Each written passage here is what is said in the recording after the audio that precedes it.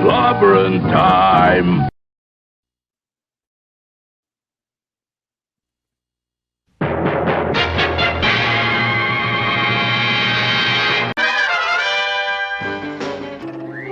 Atomic batteries to power. Turbines to speed. Roger, ready to move out.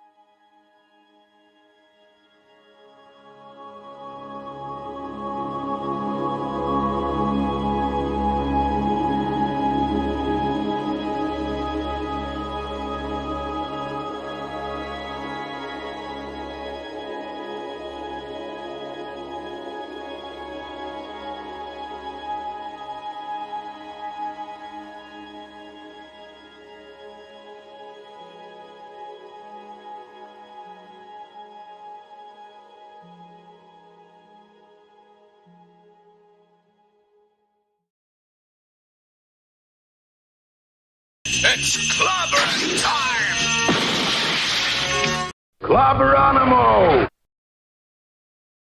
Oh, greetings, clobberers, clobberanimos, clobberettes, clobberoids, clobberooskies, clobberonicons, clobberians, clobber, every other kind of clobber, but to those who don't clobber yet, the secret is to bang the rocks together, guys.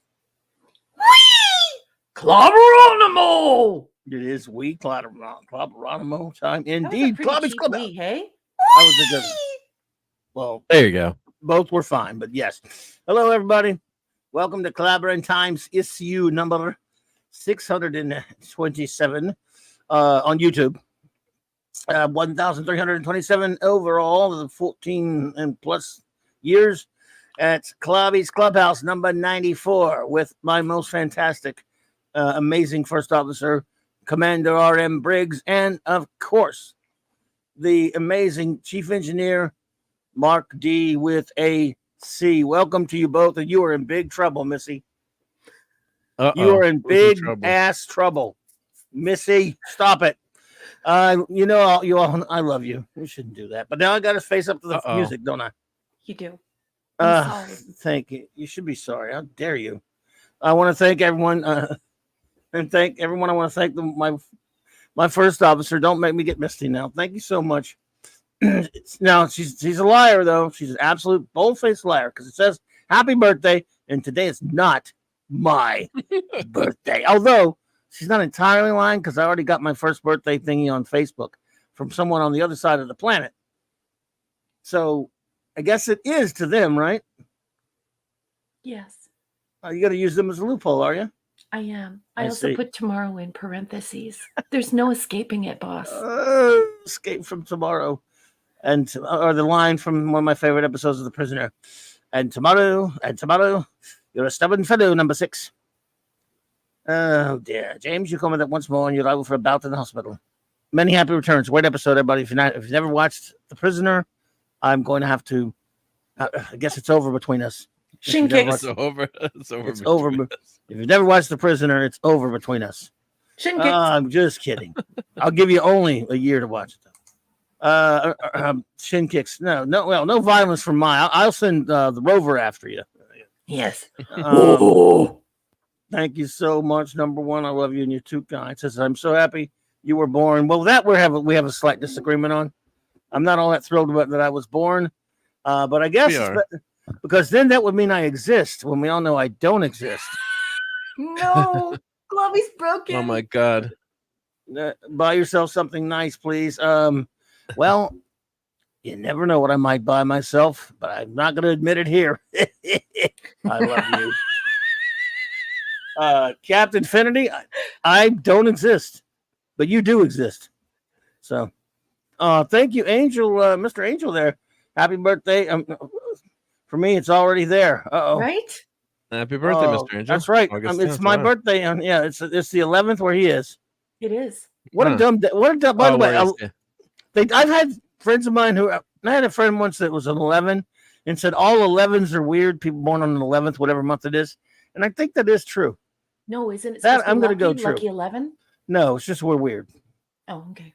But I can live with that. I mean that I would brag about that, so that's no problem. 11s are weird, and I'm happy about it. Anyway, I love you. I'm very happy you were born. I'm so honored to be your friend and to know you. I've had the time of my life these last, 3 years.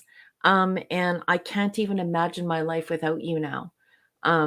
Just the things that you've shown me, the times we've shared, the memories we've made together, the people who we've met, and the people who I've met through you.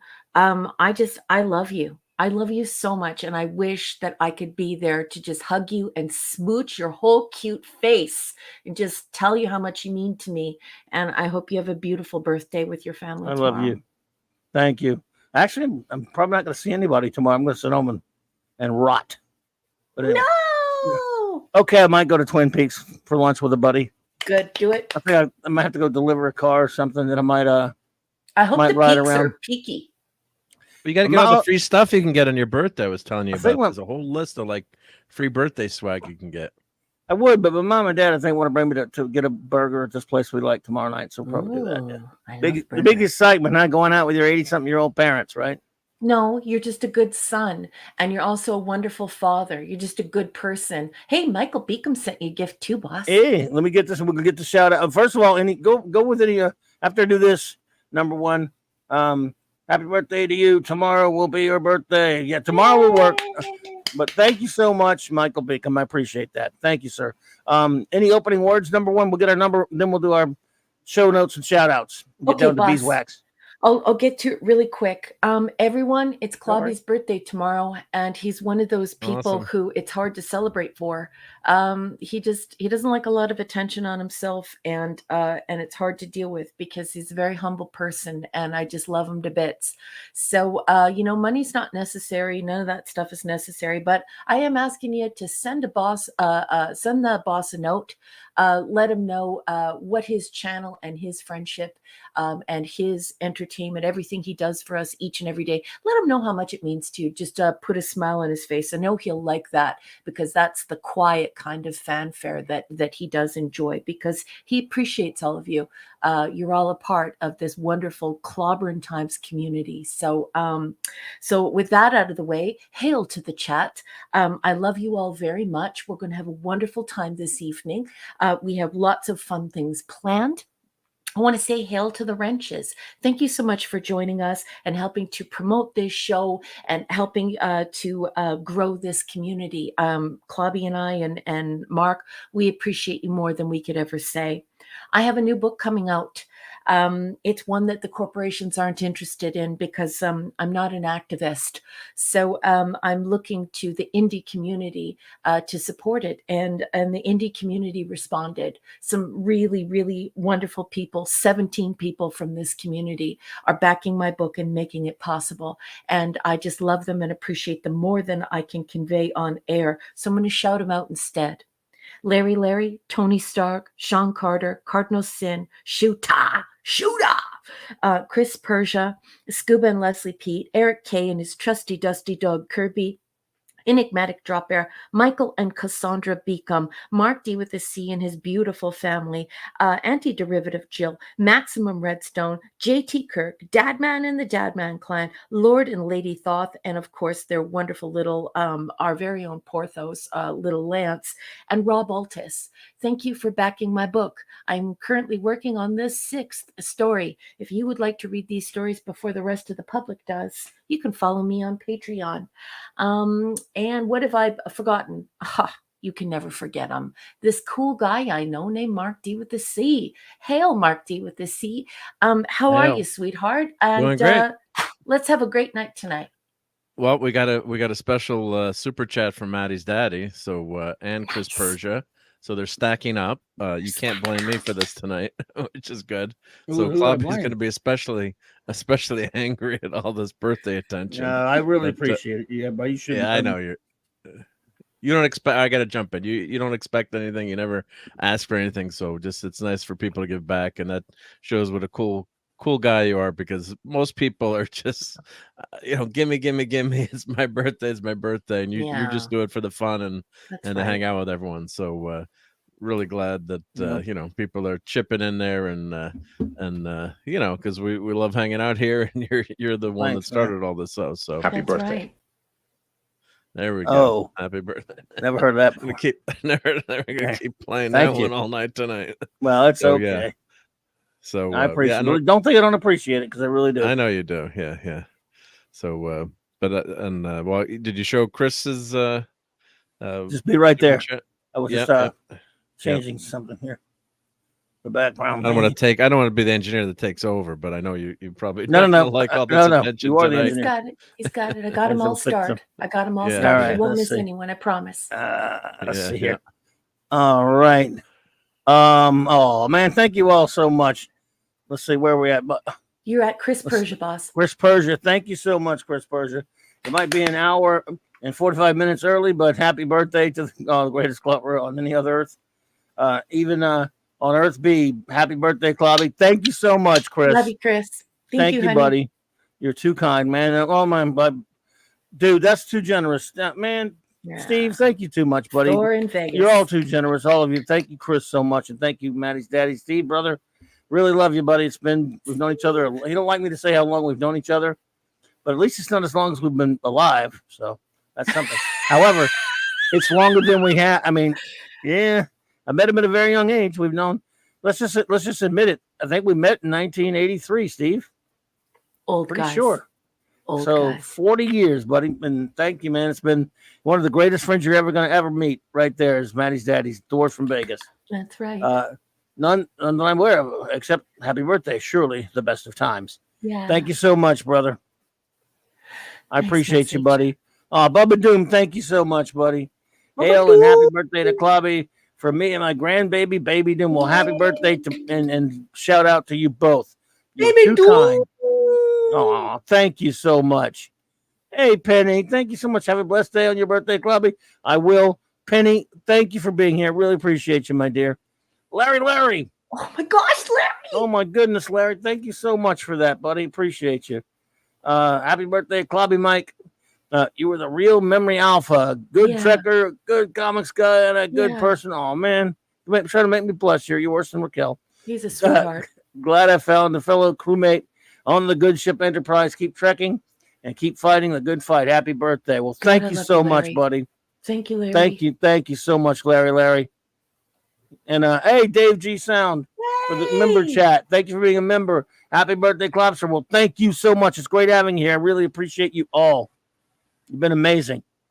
That's right. That's right. And no, man, I just I don't know what to say. I touched beyond words. Thank you. Let's see.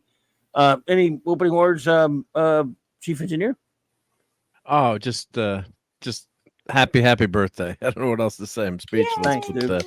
Yeah, and I know it's been great hanging out with you, and what else can I say? Just enjoy it and take the pain sticks and take the attention once in a while. It works so much better when birthday, you're right? a manly man in real life, because right now you could just sort of like give him a punch in the shoulder, and then you guys could go out for steak It's not quite as easy on a Yeah. podcast, is it? You're just like, That's dude, true. I love you, man. I love you, man. You guys. You were not getting Man. any smooches from me. I'm going No on. Thank you. smooches from Mark. Well, No I'm not smooches. at all offended, so don't worry. Man, thank you so much. Well, thank you, buddy. Yeah. Thank you, Picasso, for the member chat there. Happy birthday, brother Club, and I think it means Clubby. Thank you so much, Picasso. It's great to see you. Don't worry about the autocorrect. We got Yeah, you. the autocorrect. Appreciate you. A mess. Show notes really quickly. As of course everyone knows, it's Jack Kirby month all through August. We're doing a lot of Kirby stuff. So looking forward to that. A lot more Kirby shows to follow. I had a fun doing one last night. I want to thank everyone who was here with us for that. Of course, tomorrow night be hanging with the comic shop gang at my good buddy Nick Weiser's channel, 8:30 p.m. Hanging with those boys. Always fun on Friday night. And of course, there's Saturday night Star Trek. Dun, dun, dun, dun. Finishing up season 1, the abbreviated season 1 of Star Trek Voyager, reviewing the final 2 episodes and the season as a whole. So looking forward to that. Then, of course, there's Sunday nights for the geekery at Sunday Night Geekery is Mark D with a Cheese, the Engineers channel, 10 p.m. Eastern Time is usually when we start. And don't worry, there will be geekery and there will be eatery. There will be both. Yes, there will be. There will be. And then, of course, Monday night, Back to Earth B, because it is the B Monday. I'll have to bring that back up in a second. It's the B Monday, and okay, it's fine. Was that it? Oh, what was that it? That's it, boss.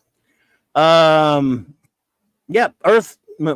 Since it is Jack Kirby month, our Earth B special of Wacky World of Bob Haney presentation with J Man joining me as always, reviewing a classic comic by the wackiest writer who ever wrote comic books. It'll be we're going to do a Kirby character. It'll be Mr. Miracle teaming up with Batman and Brave and the Bold number 112. It's a wackadoodle, so it'll be a lot of fun.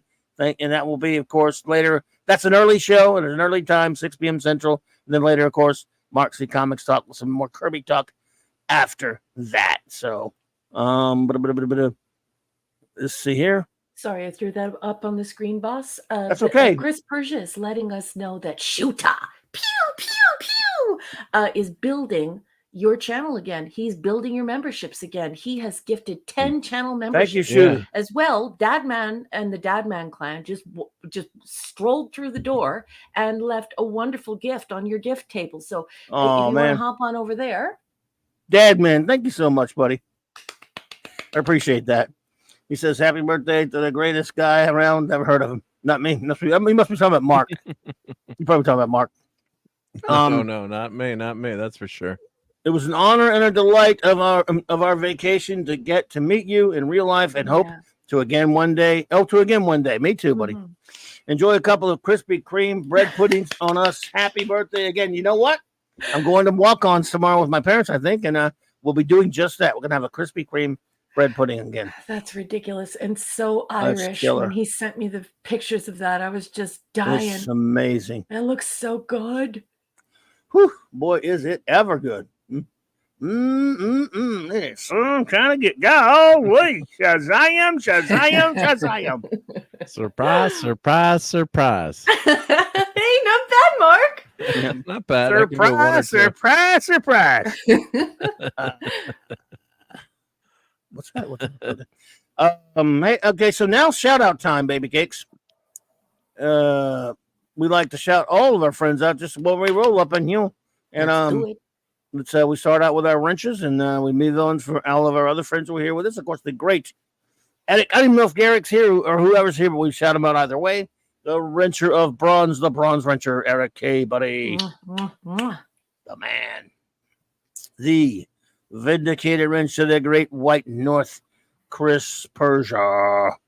Thank you so much for the show poster tonight. And all you thank do. you for using your social media to promote Clobby's channel. I really appreciate you, sweetheart. Thank you for everything. Thank you so much, buddy. Good to see you here. D. Bud Martin, the wrench of iron. All right. The great Lord Thoth. And a shout out to his lovely Lady Thoth, his consort. goddess extraordinaire. Avon lives, long live the Legion, sir. You're darn right. My partner in crime on Earth B and fellow Legionnaire reviewer extraordinaire and wrench without fear, the extraordinary J-Man buddy. Jason! I'll send you that email as soon as possible, J-Man buddy, if you're still hearing me. Mm-hmm. And don't forget to follow J-Man on his Twitter, on YouTube, and don't forget to go to his Amazon storefront. He is an author, and so is his wife, both a couple of talented authors, indie authors, who could use your support. Yes, indeed-ishness. Yes, indeed-ishness. Master of the Claboni, comics artist extraordinaire, hungry boy. So gifted, such a gifted guy, and I just want to say, you know, I know that I've said thank you a million times, but I'm going to say thank you a million more. Thank you for the beautiful painting that you donated for the cover for my book. I love it, and you're so talented. Thank you for doing that for me, my friend. Super Wrench Supreme, Kal-El. Where's he been? Where you been, Soups? I'm gonna have to track him down. I haven't seen him for a while. Hope he comes back. Thor in Vegas. We did the French Beyond Maddie's daddy. Hey, buddy. Thanks again, man. You're too kind. Appreciate you, brother. That rascally wrench himself, Fanty Outsider Fanty! And the Clobbering Time's own music master, Maximum Redstone. I hope you're doing well, buddy. He popped in for a few minutes last night. Always good to see you. Oh, my goodness. Bush Pan Down. Thank you so much for the super chat. I really appreciate that. Let's see here. It says, happy birthday, Clubby. With the current state of pop culture, you've given me light in the comic world. I've been watching UFO and Star Trek TOS because of this channel. Happy birthday. Wow. That I cannot even begin to adequately express what that does for my heart there. Bush Pan Down. And we've loved having you here. You've been a good friend to our channel and a good participant. Thank you so much. That really, if I can do just that, that's what I'm here for. I'm here to celebrate the things we love. Sure, we're critical of a lot of things as well, because I'm a big believer in critical analysis and the critical thought, being able to think critically, even if it's something that you love, but mostly to just celebrate the things that we love, even though we don't always agree on everything. So I want to thank you for that. And we're going to start now shouting out our friends who are here with us. I want to thank, it's always lovely to see the beautiful ladies like Janet from another planet. Janet's here. Hey, Janet. Interplanet Janet. She's a galaxy girl. Of course, there's that song, and then there's mine. Damn it, Janet, I love you. She knows that's from. Happy birthday to the very best guy, I wish, but you are the best, Janet. Good to see you, my dear. Thank you for popping in. Let's see what else we got. See who else? Let me run my chat back so we can start at the beginning, shall we? If there is such a thing. If there is such a thing. Okay. Gasp indeed, J-Man. Lemon pie. Lemon pie. Gasp, choke. Joseph Dredd. Here come the judge. Hey. Shooter. Pew, pew, pew. Michael Beacom. Good to see you, buddy. And shout out to the lovely Cassandra. Good evening, beautiful people. Penny. Hey, Penny, I hope you're doing great, my dear. Always Penny. Lovely to see you.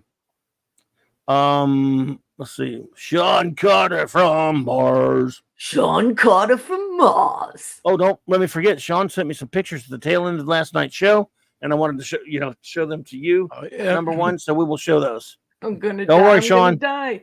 Sean, we're gonna show those pics in a little bit.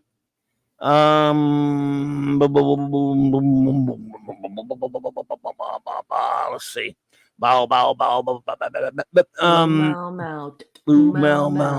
Doc Fortune. I like that. Doc Fortune. I always love that name. Such a cool name. Good name. Picasso. Hello again. Picasso. It always makes me think of my old theme song from BTR. Now the girls would turn the color of an avocado when he'd drive down the street in his Eldorado. He was only 5'3", but girls could not resist his stare. Boom, boom. Pablo Picasso was never called an asshole. I used to play that song. You can't play it now for obvious reasons. Not because of the curse word. You can't play it because of, because of the copyright. Damn copyright. But that was my theme song for like 10 years, 12 years, or what I'm going to say 11 years, whatever it was. Well, I was on there 11 years, so about 10 of those years, that was my song. And I miss it. And so when I see Picasso there, what a great song. It's from the movie Repo Man, by the way. Mr. Angel. Evening, Chef. Chef, good to see you, buddy. Make sure I didn't miss anybody. Hang on. Brian Hepburn, my friend. Evening, Brian. Good to see you. Good to see you. Good to see you.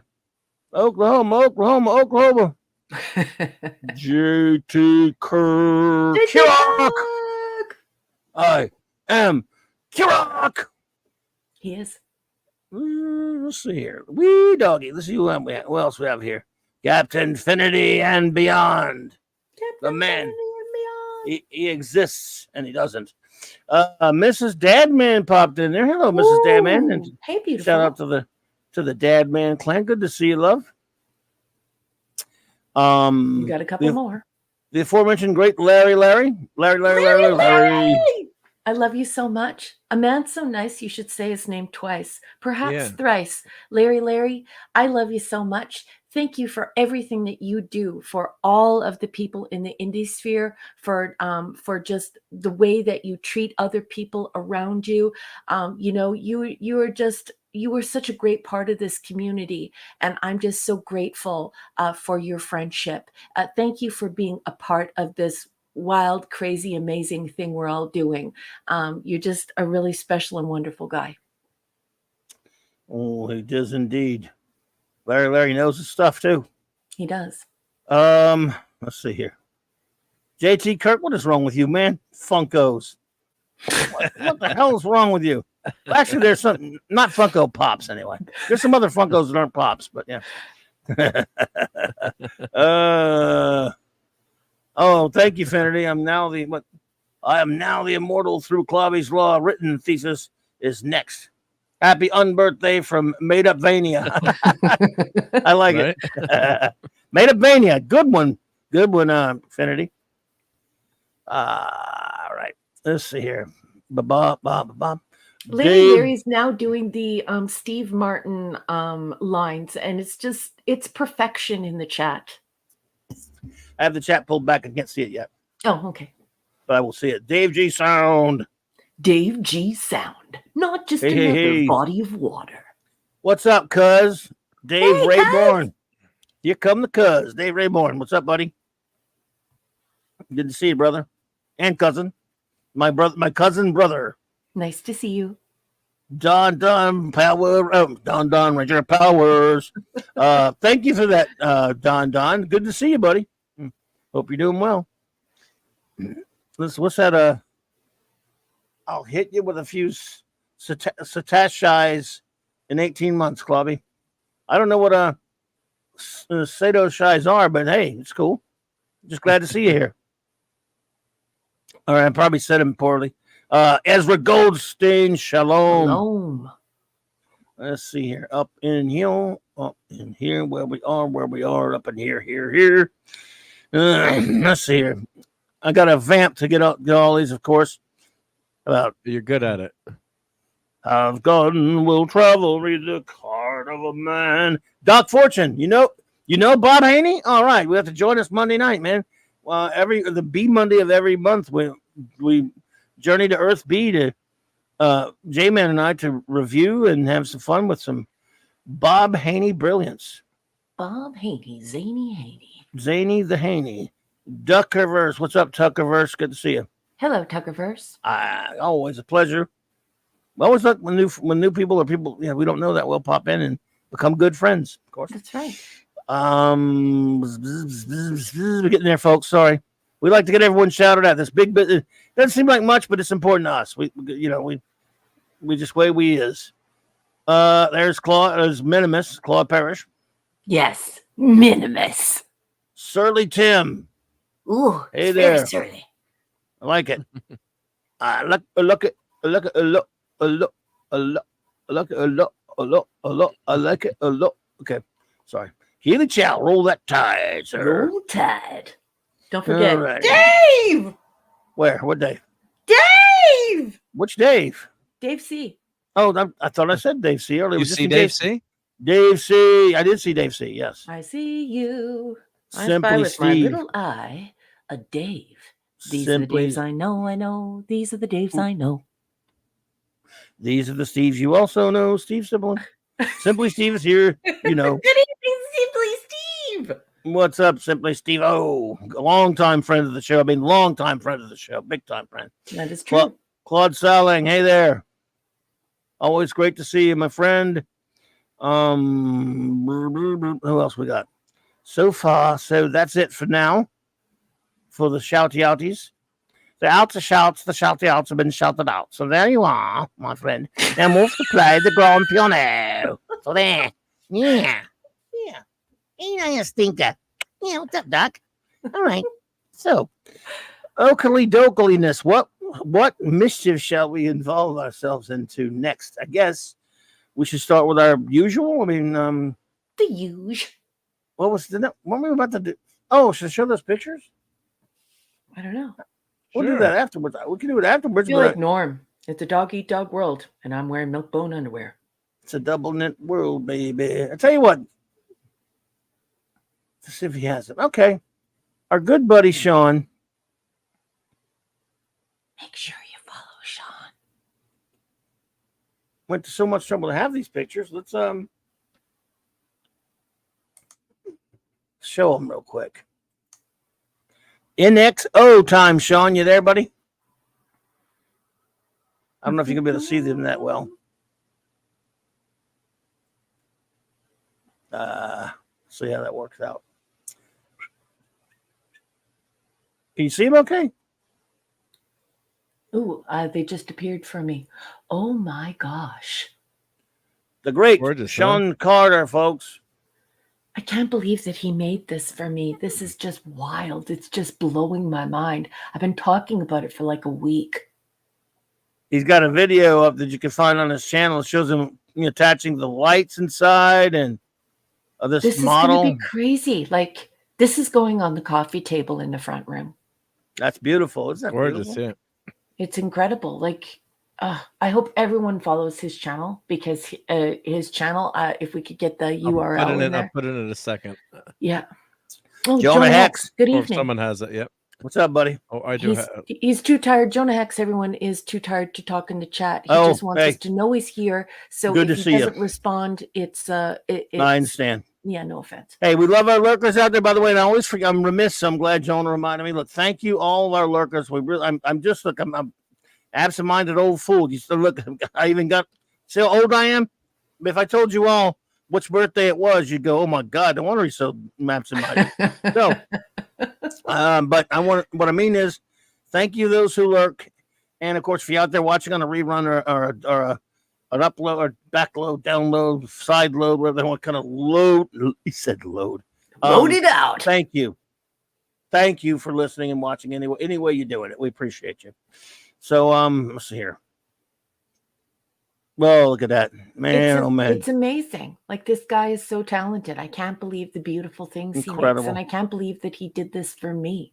This is like the kindest thing. It's and putting those duper. Look, putting those lights in there because I was watching we watched that video.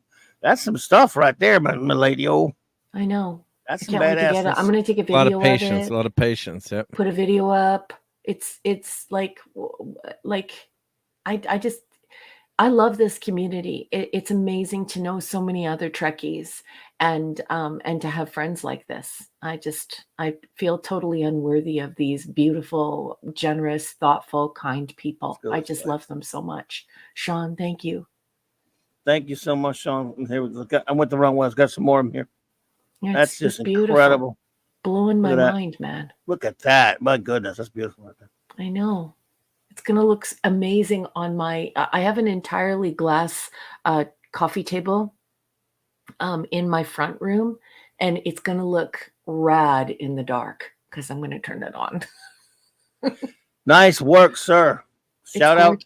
Kudos to Sean Carter, everybody. And again, please go to his channel and subscribe. He's got some cool videos about this, and it's great stuff. So. Yeah, the channel is a sci-fi model guy. But I do have a little bit of a complaint about that presentation. Dex, where's Dex? Who? What? His dog. His dog is like he has one of the most beautiful dogs I've ever seen in my life.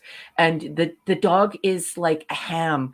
It's like the dog Dexter thinks he's a person, and just the way Sean catches him doing things and he puts the pictures up, it's hysterical. You think to yourself, anyway, that dog is way too smart, and just he's a ham, and I love him. Nice. Excellent. Well, thank you. No, thank you, Sean. We do appreciate it. One of the things we do here, of course, for those who may not be familiar with the CLOBBY'S Clubhouse, is we review things. We do various things at various points of time. And right now, we are in the midst of reviewing 3 things per show right now, and they, of course, are the early 1950s science fiction series anthology, Tales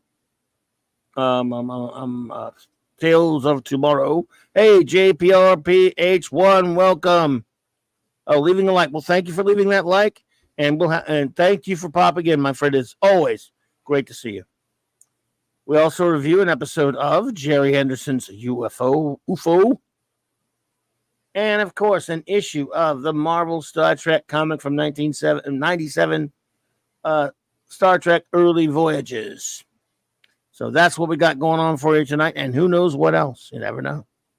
So we will get started. Are we ready to start with Tales of Tomorrow? I think we are. Sean's letting everyone know that he's going to start work, or he has already started work on Deep Space Station K7. Oh, so nice. If you want to tune in and watch that come together, it's going to be a treat. Nice stuff. Excellent, bud. Looking forward to seeing that. Tales of Tomorrow.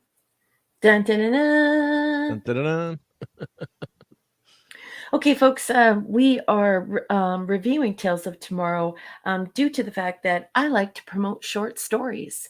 And we are sort of stuck in a culture right now where corporations think that they're doing the storytelling, but they're not. And Tales of Tomorrow is from the early 1950s, but it really has this restorative quality to it, because it demonstrates the difference between when a corporation is promoting art and when a corporation is failing at trying to create art. So, and we all love short stories around here. So tonight's episode of Tales of Tomorrow is Another Chance. This is season 2, episode 26 in the USA. It was first broadcast on February 13th, 1953, for those rich enough in 1953 to own a television. For the rest, I'm pretty sure they were watching it at the local movie theater. They showed them at the theater? Yeah. So yes, here's Another Chance. And IMDb doesn't really have good summaries of these episodes of Tales of Tomorrow. They suck. And so I write a little summary of the show. I write some notes as I'm watching the episodes. So that's why there's no copyright. I'm calling out a copyright and saying, hey, I'm reading from. These are just my notes. We happen upon a man at a kitchen table hitting a medicine bottle hard. He's doing it, and you know that it's laudanum or something. Oh my goodness! Gosh. Oh, Sean, dude, that's above and beyond the call, buddy. Sean, dude, man, thank you for that. I mean, he says, "Happy birthday, Clobby," and thank you for the support, and thank you for the chat. I just passed 400 subs. Oh, cool. Beyond that, I am so thankful for the channel, Clobby. You, Raquel, and Mark bring us such a sense of community. Thank you for bringing us all together. That I can't even, Sean. I mean, I don't know what to say to that, but that is too generous. I'm speechless by that, my friend. Love you, Sean.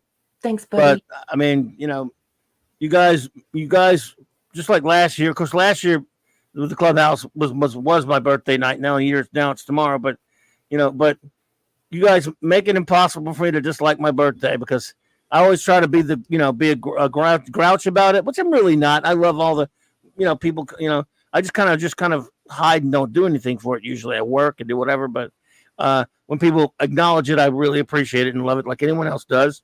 It's very sweet. But stuff like this, I just I don't deal with it very well because it humbles me, but I don't think I'm worthy of it. But Sean, all I can say is thank you for your kindness. It is much appreciated, my friend. And just thank you for being here and choosing to hang out with us. I thank everyone who chooses to hang out with us and give us your time. Right. It's like you said, it is a community and it's a friendship here. It's a fellowship. Call it whatever you want to call it. If you don't like the word community or anything like that, a fellowship, a friendship, it's a geekship. It is. And Geekship, yep. Sean, again, I don't want to thank you, sir. I don't know how many ways to say it, but it's great to have you here, buddy. And congratulations on the new subs. And you know what? I hope you hit 1,000. I hope you hit 1,000 and beyond, because you're a very talented and very kind person, and you're interesting. And yeah, I wish you the best. And I'm so honored that you chose to be a part of Clobberin Times. You're the best. Thank you. Thank you. Bubba Doom. You got a gift from Shooter. Huh? Bubba Doom says, oh, really? I haven't seen it yet. Yeah. You'll pop it in a second. Bubba Doom says, Clobby, I hope you get a good bottle of malt from the Highlands. Well, I don't drink. I'm one of those geeks that doesn't drink, but you know what? If you and I were hanging out and I had one, I've decided to wait to the unlikely event I make it to 80 years old. I'll take my first drink in my life. But who knows? I might break that rule for you, buddy. But if it makes you feel any better, I am cheating tonight with some cherry Coke in my Legion of Superheroes tumbler. What? You have cherry Coke again? What a badass. Americans, so spoiled. Thanks, Bubba. Don't forget Shooter. Oh, thank you, Shooter. He sent you a Appreciate super sticker. The super sticker. Let's see if I can see what it is. I can't see it because my StreamYard doesn't show you. But I went over to the other side. Yeah, the Shooter knows I won't have a drink. But you know what? For you guys, I don't know. You probably talked me into it. Thank you, Ezra, for those kind words as well. When you're 80, yeah. Well, I set the bar at 80 because it's not a chance. I ain't getting. I probably might not even get to 60. Listen, well, don't getting talk 60. like that. You're so probably. I ain't getting past the 70 for sure. Not my fat ass. But hey. Don't say that. Oh, thank you, Larry, for the sticker. Larry. Oh, I see it. Oh, whoa, cake. Ooh. My mom's making my favorite cake for me. Sunday. That'll be past my birthday, but they're gonna cheat. They're gonna take me to get the walk-ons tomorrow night, and then of course I get jambalaya on Sunday. So yes, my parents will spoil me. I'm not too old to be spoiled. Well, Dave, see, that's just rude. Well, Clobby, now you can buy more my run of Screw 52 Batman Superman comics. Well, if you let me help you, like throw them off or something. We'll give them to some less fortunate of the world. Thank you, Dave. Sorry, I'm sorry to interrupt you there. No, it's okay. I don't mind at all. Simply Steve, one day we're getting a little derailed here, but it's so much fun because I love Let's Bobby. derail. Larry says 80 is next year because he likes teasing you. And Simply Steve says, jambalaya. Simply Steve, one day, like maybe we'll do this at the end of the show when we get to food time, when we're all hungry. You have to have Clobby tell you about pastelaya. You just simply. I bet he's had some. He may have had some pastelaya. Yeah, it's just great. Anyway, okay, let's get back on this. We happen upon a man at a kitchen table, and he's hitting a medicine bottle hard. You realize this is alcohol or some form of laudanum, but you know that he's not drinking from a proper bottle. It's definitely a medicine bottle. He's situated in a very modest apartment. It seems as though it's all one room. His wife of 6 years comes home. They fight over their poverty and his work as a thief. She has no ethical qualms with his thievery. She just wants him to be more successful at it. Mm-hmm. She demands that he fences a stolen brooch. So he steals a brooch. And now he doesn't know what to do with it. He's not a very good thief.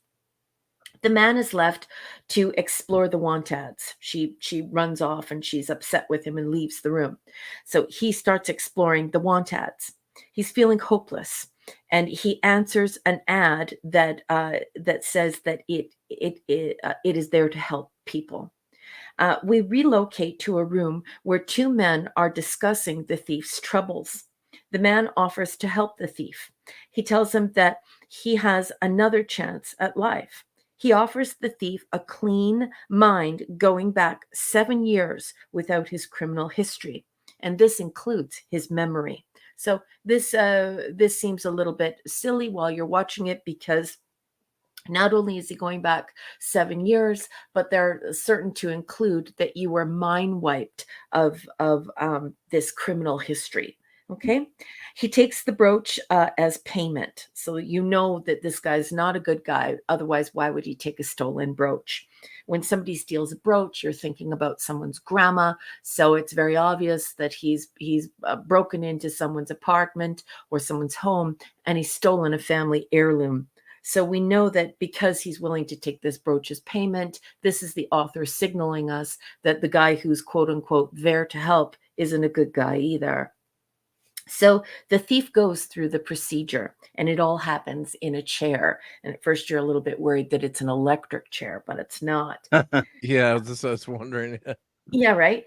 The thief wakes up in a hotel room. The audio is lost for a few minutes. So this is a kinescope. This is captured and saved episodes. There are 2 episodes of Another Chance floating around on the internet. One misses about the first 3 or 4 minutes, I believe it is, of audio at the beginning of the episode. And then the second one, the audio is lost for a few minutes right after he wakes up at the hotel. I had a decent copy, thankfully. Oh, good. So the thief has no idea who he is at this point, and he gets up and he goes to the dresser. And as many of you know, I grew up in the 1970s, so you remember those dressers everyone had in our generation, directly before and directly after, the big dresser with the big mirror, and he's staring at himself, trying to figure out who he is. We're suddenly back in the apartment. The scene just shifts there suddenly. The mean wife is there as well. And at this point, you realize that she's cruel. She's just a very cruel person. And unfortunately, history has repeated itself.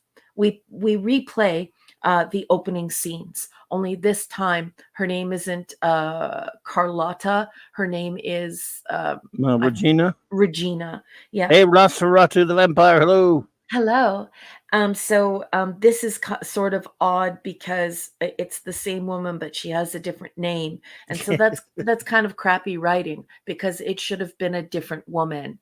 And then I think what would happen then is that it would signal the viewer that this is a man who likes sour women, or he likes a shrew, or he has awful taste in women. Instead, we get the same actress with a different name. And that makes any intelligent person scratch their head going, what the heck's going on here?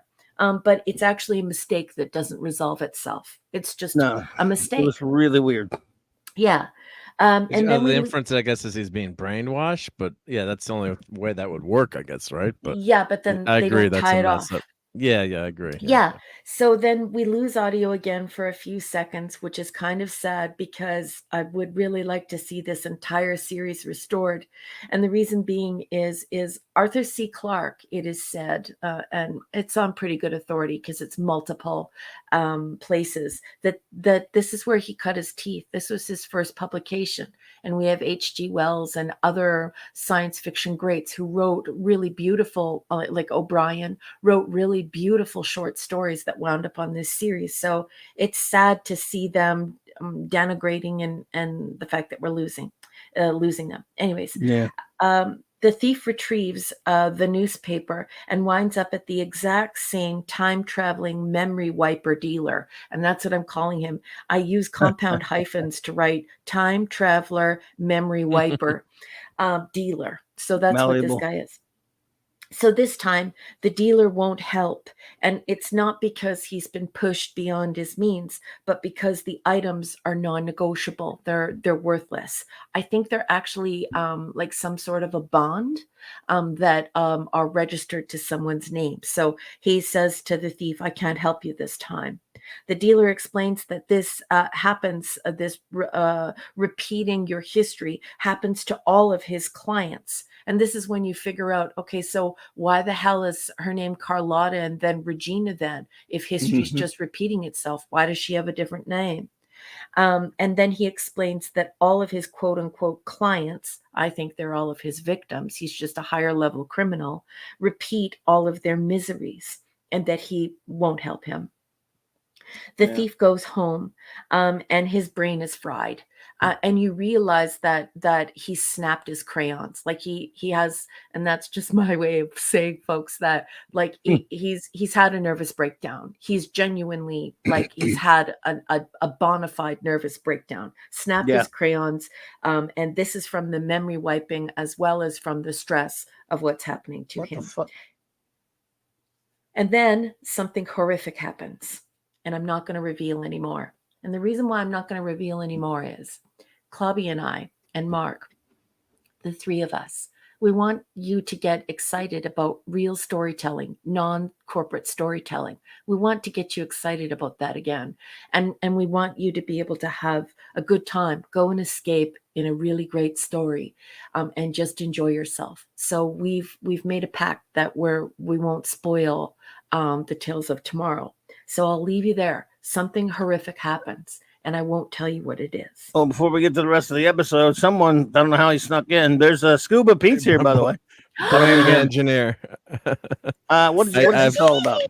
Oh, I guess somehow people wanted to come and wish you a happy birthday real quick and leave, you know. So I figured. You didn't put it in the chat, did you?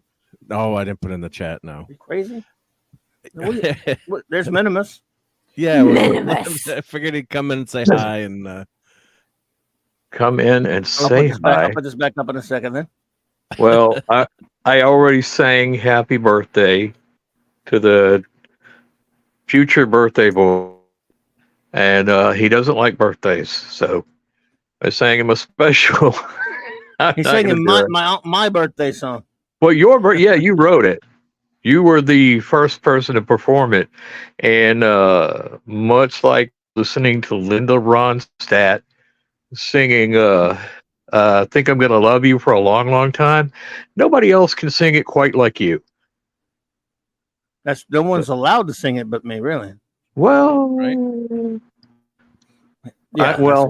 I took license because I don't think you ever copyrighted it, so or copywrote it or copyrat the thing. So yeah, happy freaking birthday to you. And screw you. I mean, thank you. If you're unfamiliar with Minimus, Minimus has known Clobby prenatally.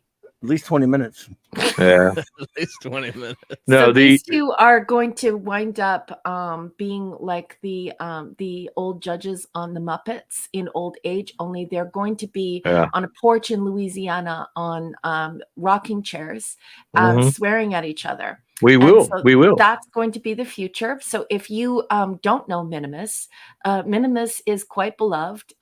He's a very clever and saucy man, and he is here to wish one of his best friends in the whole world a very happy birthday. Who, Mark? Oh, yeah. But to quote the Statler or Waldorf, I don't know which one does that last line. It's like a kind of torture to have to watch the show.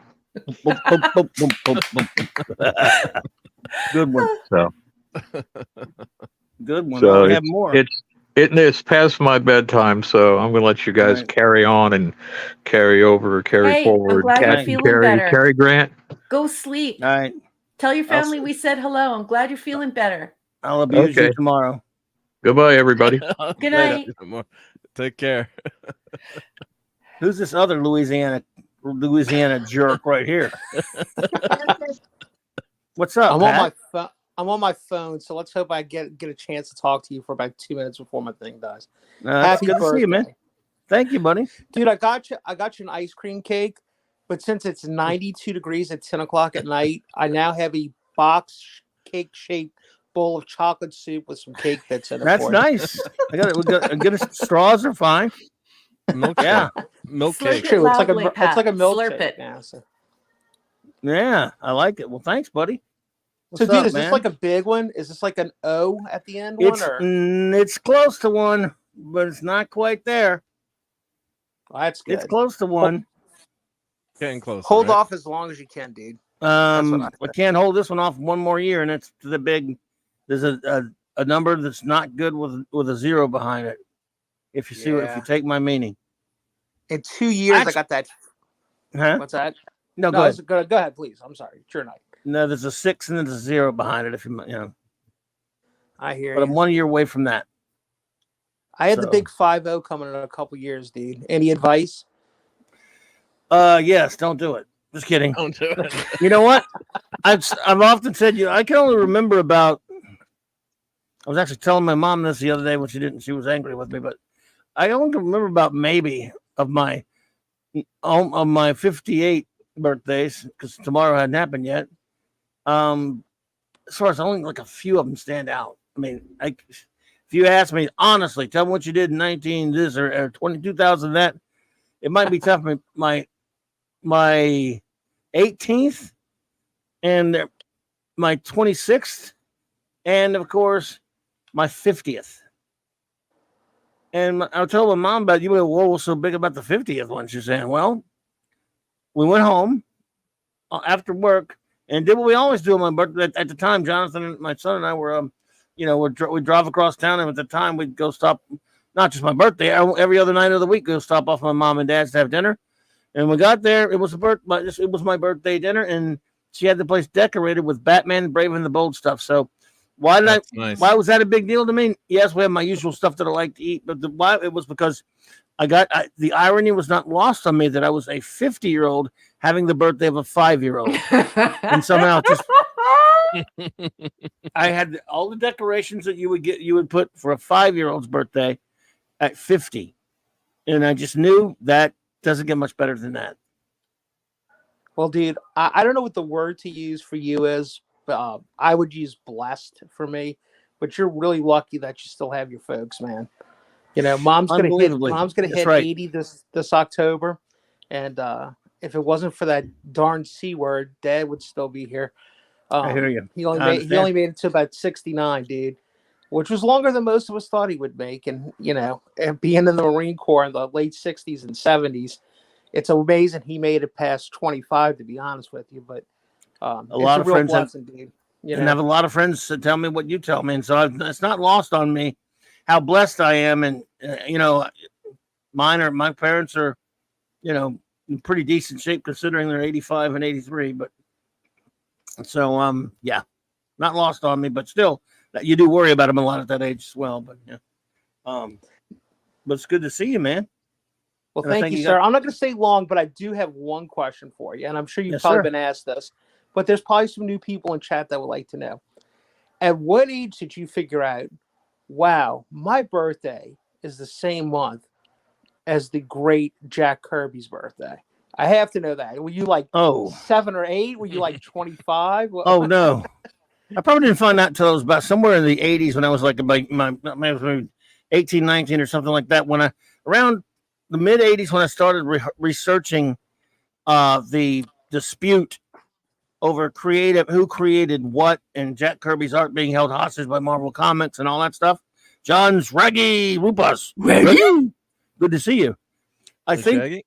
Somewhere around that when I became just even more of a Jack Kirby fan than I already was. Around that point, I guess that's probably when I found out. Yep. Well, that's pretty cool. Oh, that's pretty cool. Hey, Janet. Thank you, Janet. It's great to see you here.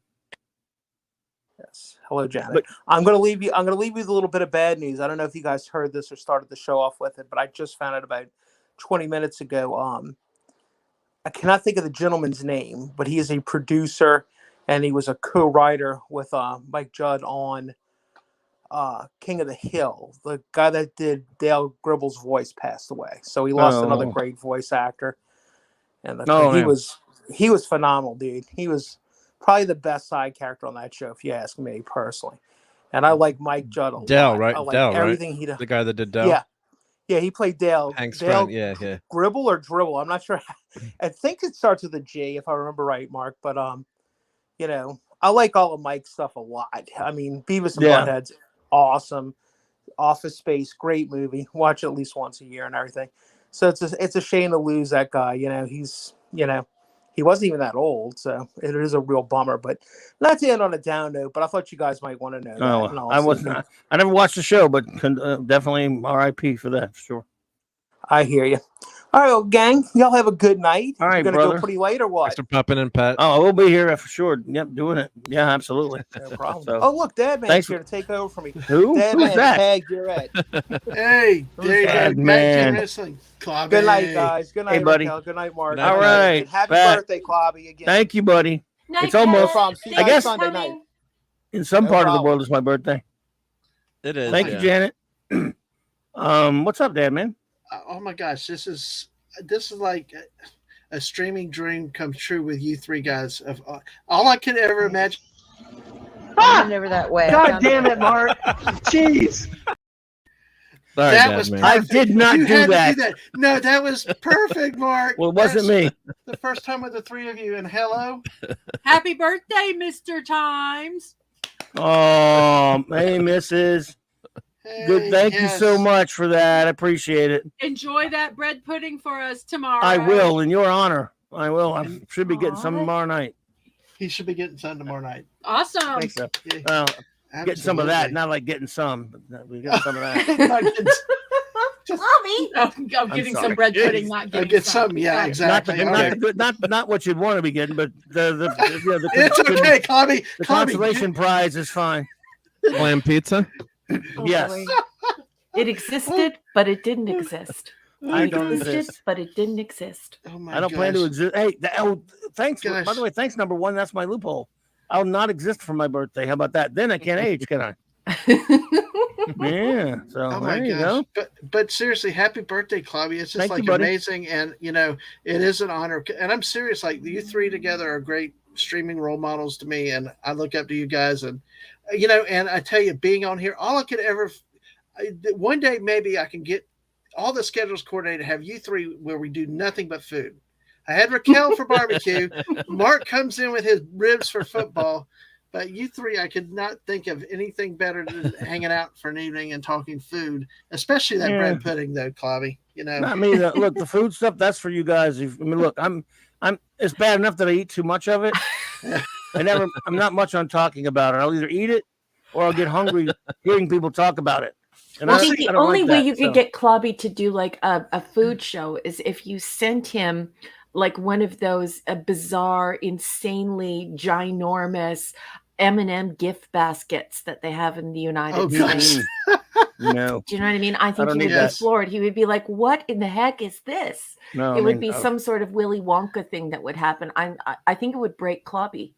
no, hey, I think it's just fun if you get these two together, Clobby. I mean, Mark with his little sneaky little side stuff with his pictures and stuff. Raquel with her energy and cheering and all her knowledge of food, it's all great together. And just watch the two of them go on the street. You're just It's so all funny. missing a big point here, and that is this. As I stated earlier, I'm the jackass who at 50 years old was is proud that his mother gave him a birthday party for a 5-year-old. I have to tell you that when it comes to food, all I do is consume it. Okay. I don't prepare it. Yep. I don't. My limit of conversation about food is, so do you like so and so? As a matter of fact, I do. Do you got one? And that's about it. Well, it's pretty. Well, you know, because I have to say that yuck. my mom and your mom could commiserate too, because sometimes I buy like the kids stuff for my birthday party, and my mom has bought all like the Superman candles and Star Wars candles through the years. So hey, it's a fun thing to do. Yeah. Oh, believe me, my son had to show her how to get it. She didn't know what to buy. Hey, there's nothing wrong with having a kid's birthday party at an age like that. You're a kid forever, you know. Have fun with that. I'm just saying. My point to it was just no. I'm not. All I'm saying is that's why you remembered my point it, right? is why when it comes to all the other stuff, like you all are talking about food, this and that. That's way too adult for me. You should know that by now. I am a 5-year-old through and through. I love comics and Star Trek and science fiction and even NFL and geek stuff. But the other stuff, Yeah. I mean, I look at the food and go, God damn it, I'm hungry. That's all I think about when I see it. I tell you what, though, Mark was right about Clam Pizza. Hey, Eric K. Hey, Eric. happy birthday. Hey, buddy. Hey, how's it going? I mean, all right. How's it feel to be over 2 million years BC since 2 million years BC? Captain Caveman, you probably knew him personally, you know? Captain Caveman. No, it's about a couple hours away from that yet, though. So I'm a little under 2 hours away. So technically, it's not necessarily my birthday. Well, did you ever get him to like pound out a stone tablet for you with the autograph? Yes, as long as Jack Kirby could do that for me. Does anybody here, by the way, have a birthday of anyone same birthday as anyone famous? Because I got the crappiest one. I think I was. Mine is June 8th, and I think if you know Duran, Nick Rhodes, the keyboardist, was born that day. So yeah, that's what I'm saying. And also D-Day too, June 8th, or is that June 6th? June 6th, I think. June 6th is D-Day. Okay. I got a crappy one. Oh yeah. I got Thor and the Emperor. That's about it. Well, Joe Rogan. Joe Rogan. My dad was born on Christmas Eve, and he always hated it for his whole life because he said everybody wanted to give one present. It was like combined Christmas / birthday. Well, my birthday's on Father's Day usually, so you get one present. But as my dad was born on my sister's birthday, he said, "Well, you guys were my birthday present and Father's Day present combined." So, Boss man, nice. Yeah. Yes. You are receiving some responses to your query, starting with Larry. He says George Lucas. JT Kirk says Vladimir Putin. Vladimir Putin. Oh, no. And Simply Steve thank you, says Michael Beacom. John Lennon. John Lennon. Oh, wow. There you go. Imagine all the people. Imagine all the trouble. Imagine all the trouble made by communists. Thank you, Michael Beacom says my motto. Growing older is mandatory. Growing up is optional. Yes. Excellent. I like that. I love this shirt I've been seeing going around on. Hey, Lisa, what's up? Lovely Lisa. Hey, this Lisa. shirt I've been seeing going around on the social media that says, it's weird being the same age as old people. Yeah, I love like that it. one. Yeah. Yeah. I share a birthday with Charlie Chaplin. Sucks, though. What? I share a birthday with Charlie Chaplin. That's a good one. Oh, no. What'd you say, number one? Bad. I just said I don't know when it happened, but it sucks. Well, it does suck. It does suck. It's like you're super young and then you wake up and you're old as dirt. And you're like, what happened? Yeah, but I don't, other than being horribly out of shape, I don't feel old. I don't feel old either. I don't, and I'm not, I mean, Odell, well, yeah, that was an accident, Scuba. It won't happen again. No more singing. Oh, thank you, Lisa. But see, Minimus, since I sing my special birthday song to him every year, he's allowed to sing it in mine to me. But I would never sing it on the air on YouTube. I sing it on the air on BTR, but never on YouTube. Well, I mean, it's just I will say I've been graced to hear it. So did I sing it to you? Yeah, you did. I loved it because I kind of insisted, and you did it in person. Okay. It was hilarious. So okay. Oh, that's right. Oh man, I forgot all about it. See, it's nothing to it. It's just that I like to keep it. And I just don't think it should be on YouTube. But you had asked about famous birthdays. Actually, apparently, holy crap! Apparently, I share 3 famous birthdays: Joan Rivers, Nancy Sinatra, Barbara Bush, and Kanye West. There you go. That'd be 4. There you go. Well, there you go. Whoa, hey. There you go. Well, Barry Manilow was born on my birthday. Oh, Lord. Oh, wow. Igor Stravinsky and Newt Gingrich. Hey, let me ask, does Barry Manilow know that you raid his wardrobe? You better know what movie that came from. I do not know. Come on. Like here. Wait, I'm going to have to fire everybody here. No, you don't know if you know. Number 1, you know what that was from? It comes from a comedy, and is it... Oh, no, that's not Dirty Rotten Scoundrels. It's an 80s movie. Breakfast Club. There you go. Oh, yeah, it is the Breakfast Club. Yeah. Damn it. The next screw that falls out of here is going to be Damn you. it, Mark. Damn it. By the way, put that on the Princess Bride category. I never saw that movie. So. Oh my God, the horror. Let's see. But every time I look at under 20-somethings, I praise God I'm old enough to have had a real childhood with no screens. Yes, True. I hear you on that one, buddy. Absolutely, ishness. Oh my goodness. Well, Hulk Hogan was born August 11th. Oh, I forgot I had Hulk Hogan. Oh, okay. Got Hulk Joe Hogan. Rogan And Steve Wozniak, one of the greatest all-time engineers ever. Oh, wow, that's cool. All right, but I didn't know who that was. What about, I know I've got the Apple, co-founder of Apple. I've got the Emperor. He's Jack Kirby to he's a Jack Kirby to Steve Jobs. Although Jobs is a brilliant guy, I'm not insulting Jobs there, but Meryl Streep they were a and great Lindsay pair Wagner. together. And you miss Lisa. Yeah. She's Jessica Biel. Jessica Biel. Wow. Hubba. Hubba. Yeah. And But, Larry loved that you said heathens. Heathens. I've got was it Thor, Chris Hemsworth, and the Emperor, Ewan McDermott, or whatever, like the Emperor, Palpatine. Yeah, Henry V. And Joe Rogan. Yeah. Joe I Rogan. got Henry Jerry V. Falwell. The wall. He's Jerry Falwell. Oh. Oh, You know, sorry. I like hearing about the Jerry Falwell because it brings in my inner Christopher Hitchens. Mr. Falwell, you are a disgusting, evil piece of garbage. You know, I know number one knows Christopher bad. Hitchens. Yeah. I'm sorry, I'm Bad. working on it. Hitch slapping. Joe Jackson. Joe Jackson, as in The singer. Shoeless? Oh, I thought it was Musician. Shoeless Joe Jackson. Not Shoeless, no. This, Shoeless Joe the musician. Jackson. Much better. Shoeless is better. Mhm. Isn't it? Touring Machine. Hey there. Hey there. Hey there. Hey, Turing, nice to see you. The only other Turing. thing I find on my birthday is Battle of Megiddo, the first battle recorded in history, that in 1457 BC, and Masada fell to the Romans on my birthday, I guess. Wow. Yeah. Sucks. Great. Very nice. Masada was also a science officer on the Constellation, but he was killed. Mm-hmm. And that's really ridiculous to know stuff like that, isn't it? Yes. You say you have a bad memory, and then you pull out I do have a something garbage like that, memory. right? Yeah. Well, remember, it's in Decker's log, Science Officer Masada. I know nothing else about Science Officer Masada except he blew up on the planet with everybody else.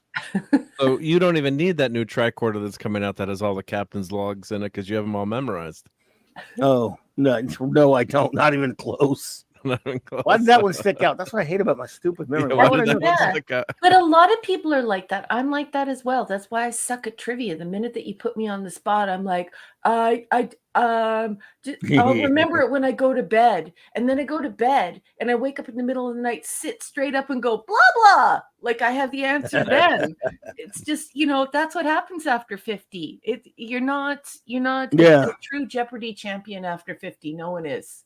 It's like that time Mark made us Yeah, I play was gonna say- trivia. Like, it was how embarrassing that was. Yeah, because you're like, okay, this is not going to work. I won't be able to. Yeah. Oh, shite. Blame me. That's okay. It's in my contract. Damn it, Mark. Yeah.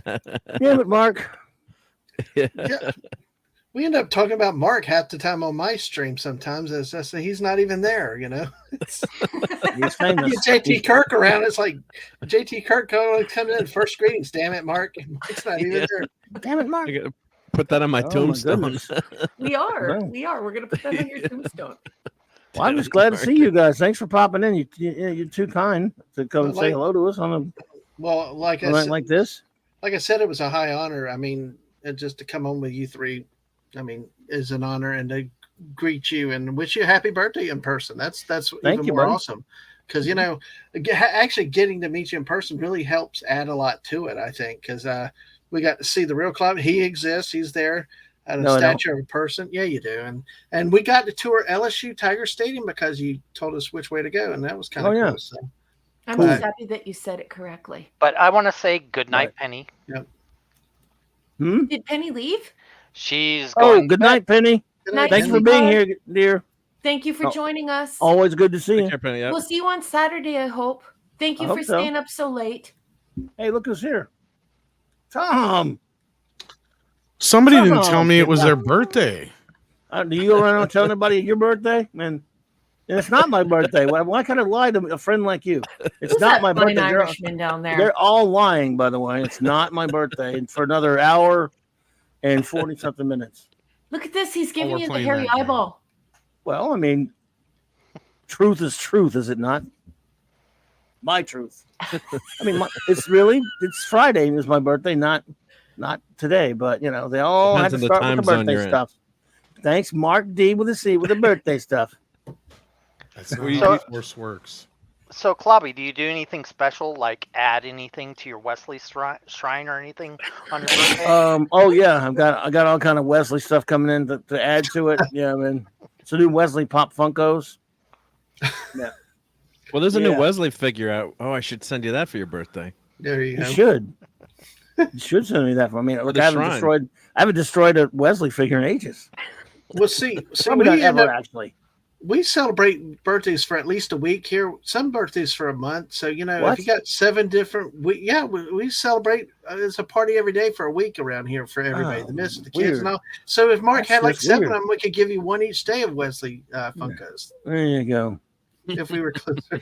My goodness. Well, Tom, dude, Everyone what's up, man? celebrated Oh, Clobby's sorry. birthday every day of the week for a month. Clobby would dig a hole and crawl in the hole and bury himself in it.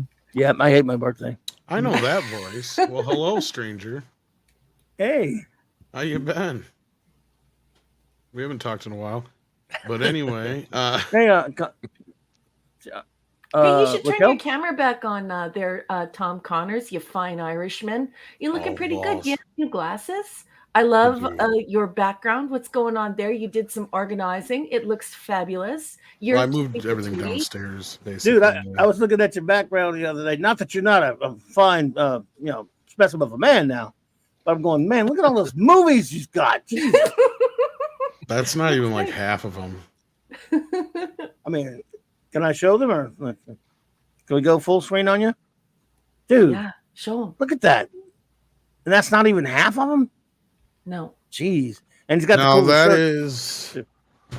Well, Jay actually starts down here. Are they all part of Blu-rays? Jay. Blu-rays, 4Ks, DVDs, everything. Holy. Wow. Nice. There's your Star Trek. I see your Star Trek. MTs eventually start down there, but yeah. So somewhere around there. Well, you have a tidy little Star Trek collection. Looks good. Yeah. Well, I have the big. Actually, there's more of them. They're all over the place. One of the ones was up there It's badass. for some reason. They got little discombobulated. I like still that got other your room where VHS you tapes down have too, all or- of your unboxing stuff, because your unboxing room where you sometimes broadcast from, but you don't like really go on camera a lot when you're in that room. That one has all of your animatronics, and I love your gremlins. Your gremlins are so cool. Well, that one is that's the old computer room. I'm kind of moving everything out of there and kind of reorganizing It's things. nice. So, It's yeah. bright and it's beautiful, and I love your mic. Dude, that is some Well, thank cool you. stuff. But I came here to Great. say happy birthday to Clobby too. Thank you, buddy. And it's I Eric's appreciate birthday that. as well. Is it? Oh, Is no. what I'm being told. What? No, It's not my birthday. Oh, you Mine's- just showed up to say happy Mine's birthday. April 16th. Yeah. Well, he said hashtag me too in the background here. So. Stuck in the background. Yep. people actually are reading the private chat. I never do that. Let me go over there. We don't use it much, but Tom, dude, I can't believe I'm just so glad to see you here, man. I never get you over here enough, man. I always feel bad because I'm always over at your channel. I never get you over to mine, but see, you're worse than me. You go to more channels than I do, so that's why Well, I when don't I bug get you a about chance, it. I do try to hop on with you. So. Oh, I know, man. We'll You're get busy, together dude. soon. You hit look, never even worry about that because I'm only on four times a week on my own. You do like 20 damn just It's on your everywhere. channel alone, your channel, and and the big channel, the main channel, right? So, are you what 36 now? Yes. 3,600. I'll put it to you like this, Tom.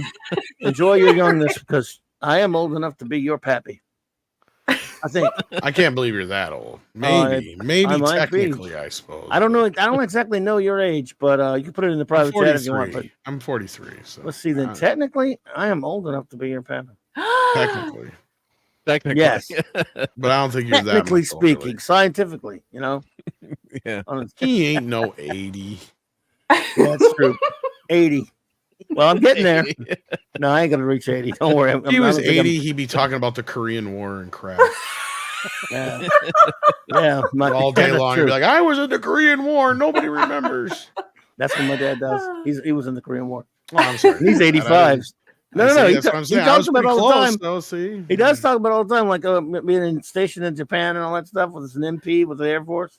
Yeah. So, I know a lot of Korean. Like they talk about it more than any other soldier in history. Like it's like Vietnam vet won't really sit there and talk about it. Even I had some friends that were in Iraq and all that stuff. Don't like talking about it. You ask a Korean vet about Korea, you won't shut them up. Well, I blame MASH.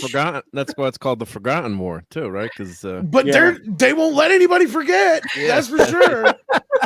Blame MASH. The TV Blame show Mark. It's in his contract. That's true too. The TV show lasted longer than the war. It did. This is true. But then again, most people will argue, especially Altman's movie was more or less, it was Vietnam. I mean, come on. Yeah, it was pretty much. It was especially the movie. Man, that movie was a great movie too. Great movie. So were the books.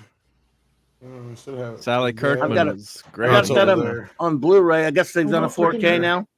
What are you digging out? Not yet, but MASH right there. You got the series? I got the first season. I got to get the whole series. I want it on Blu-ray though. I'm like, come on, put it on Blu-ray.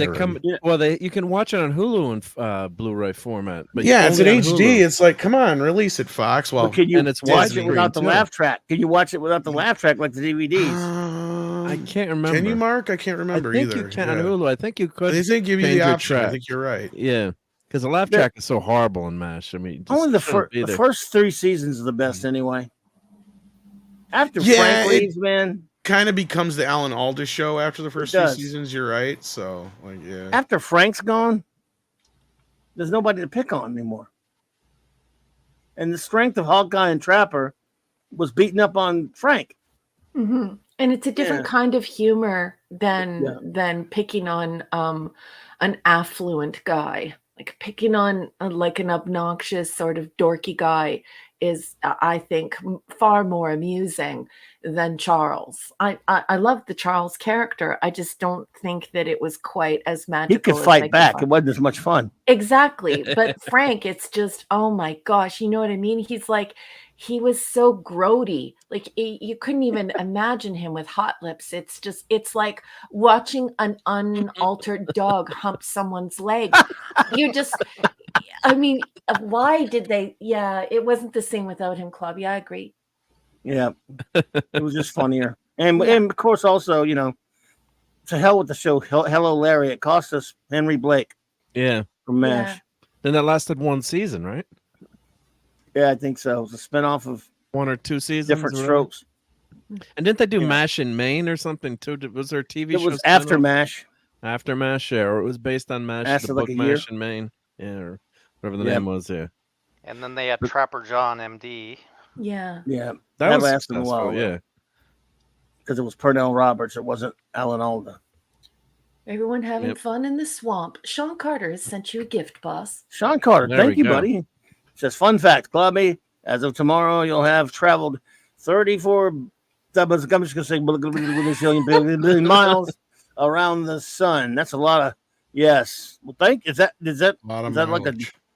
a legit number there, or are you just kind of just throwing get your gender fluid changed or something? I don't know. It do. Well, I get my gender fluid changed every 3 billion miles. So, yeah. That's a good one. I almost told that joke. Hey, Kyle, what's up, buddy? Hey, Kyle. Good friend of the family. What's up, man? Good to see you there, bud. Thank you. But I should get running. Happy birthday, though, to you, Claudia. Thanks, buddy. Good to see the rest of you. Stopping by. Hey, you're a cutie patootie. We love you. It's nice to see you, honey bunny. It's good to talk to you again. It's been so long. So you take care of yourself and everybody else as well. And happy birthday again, Claudia. Appreciate it, brother. Nice, man. Thanks for stopping by. Thank you. I have a Kirby dog that was in full attack mode when I came in here, so I should probably go take care of him because who knows what he's gotten into. Does he want to hold your hand? Thanks, buddy. I went in my room and closed the door, so I'm sure. Oh God! You're not going to have a Chesterfield left. I know. How big is Kirby now? Furniture. Chesterfield. What? Kirby I just think it's funny when you call it a Chesterfield. It's a couch. It's better than calling it a Or couch. sofa. Couch sounds like something you catch when you're with the wrong sort of person. What Oh, what no, happened? I just think it's Clobby went humid. away one night in Louisiana. He walked down the wrong road. He met up with this lady. Now he's got couch. He's taking antibiotics. Everything's going to be okay. I see no reason for answers to be couched in riddles. Well, if I came in here with Kirby, all you'd hear is like random typing on the keyboard because he's leaping on me. We love Kirby. We love doggies. So, yes. all right. Happy All right, buddy. birthday. Thank you, Eric.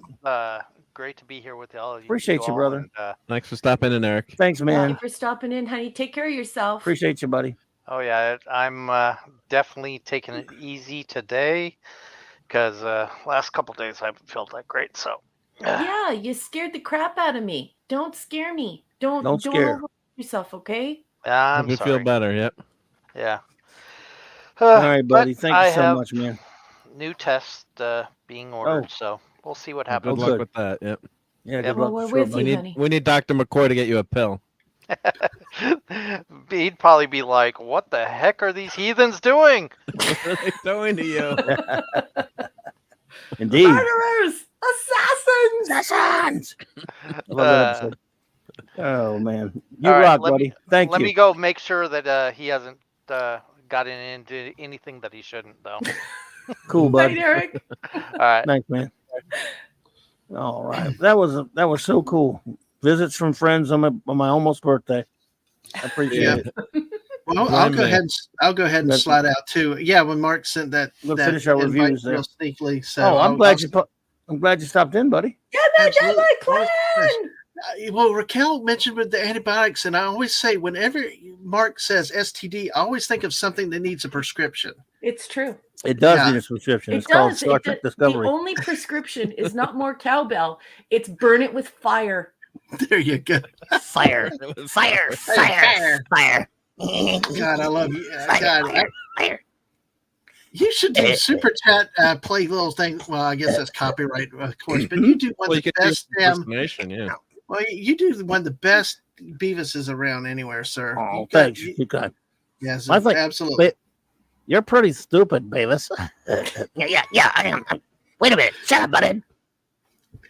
How about if you could pull it off doing your own stream where you're both Beavis and Butthead talking to yourself?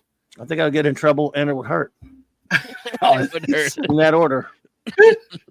But anyway, let me just say again, All right, buddy. express from the missus again, a big happy birthday. Thank you, sir, for being there for us as a friend as well as streamer. Thank you for support, more so than for me getting going with streaming, but for us and our family for things. And Clobby, you're a great human being, and honestly was truly a highlight of our trip to actually get to meet you on it. And look thanks, forward to bud. doing it again. And if we can get to Canada, we'll try to see Raquel up there. And then Mark, you might not want to back off on the offer of clam pizza. That just still is. But to defend Mark, we found a pizza place in Kansas that actually served a clam pizza. Ew. Ew. No sea tongue. Hey, just don't serve it to me. I don't care what you Bad do. dad man. Bad No, dad I wouldn't man. eat it. I wouldn't eat it because Ew. it was. But Mark's Agonizer, please. apparently some people do it. I'll share one last story that Ever come to New Haven, it's on me. And we can get a regular pizza too. And if you want, you can try a piece. Well, just tell me it's hungry not now. like Turn it up. anchovies. I don't know if y'all have ever tried with anchovies, but I tried a piece of pizza with anchovies on it only because it was on a buffet where you pay one price. I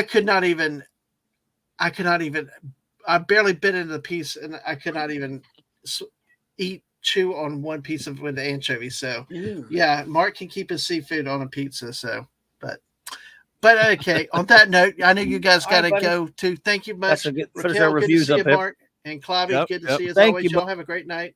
Night, Appreciate you, Dad. man. Thank you so much. All right, thank you. Take Bye. care, all. Dad, man. Good to see you.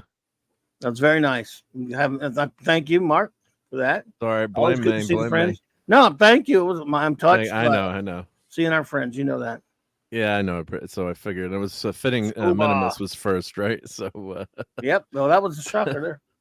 Yeah, he is a little clammy, Scoob. Clammy. I love You and the Pete. clammy. you know what? You get anchovies on your pizza. Like I get a God. pizza, and then no one else wants your pizzas. You get the whole pizza to yourself. It's great. Jesus, Mary, and Joseph, someone help me. Your agonizer, please. But too many anchovies are no good. But yeah. But I did win a bet with the pizza. Our business was next to a pizza place, and the kids, made me a bet. Like I couldn't finish this big can of anchovies, for $5. And I'm like, you're gonna lose that bet. And they're like, can't believe. And I don't look that Italian, but I'm like, they're like, I can't believe you finished it all. Hey. Look at me. He's gotten so big. Hey, buddy. Howdy. Happy. Well, I know you don't like being. You have to come with something better than happy birthday because I know how you hate that. I remember that from the old days. The old ones. Hey, buddy. Oh, yes. Those still in my memory banks. Yeah. So, happy anniversary. Let's put it that way. Happy anniversary of entering the world and being saddled with goobers like me. I don't know. I think birthday. I think I almost prefer happy birthday than happy anniversary because I don't know. Anniversaries are even worse. I'm kidding. Yeah. Thanks, Bossman, Fiona's here. I beg your pardon sorry for interrupting everyone, but Fiona's Princess here. Pat's on and off. Hey, Fiona.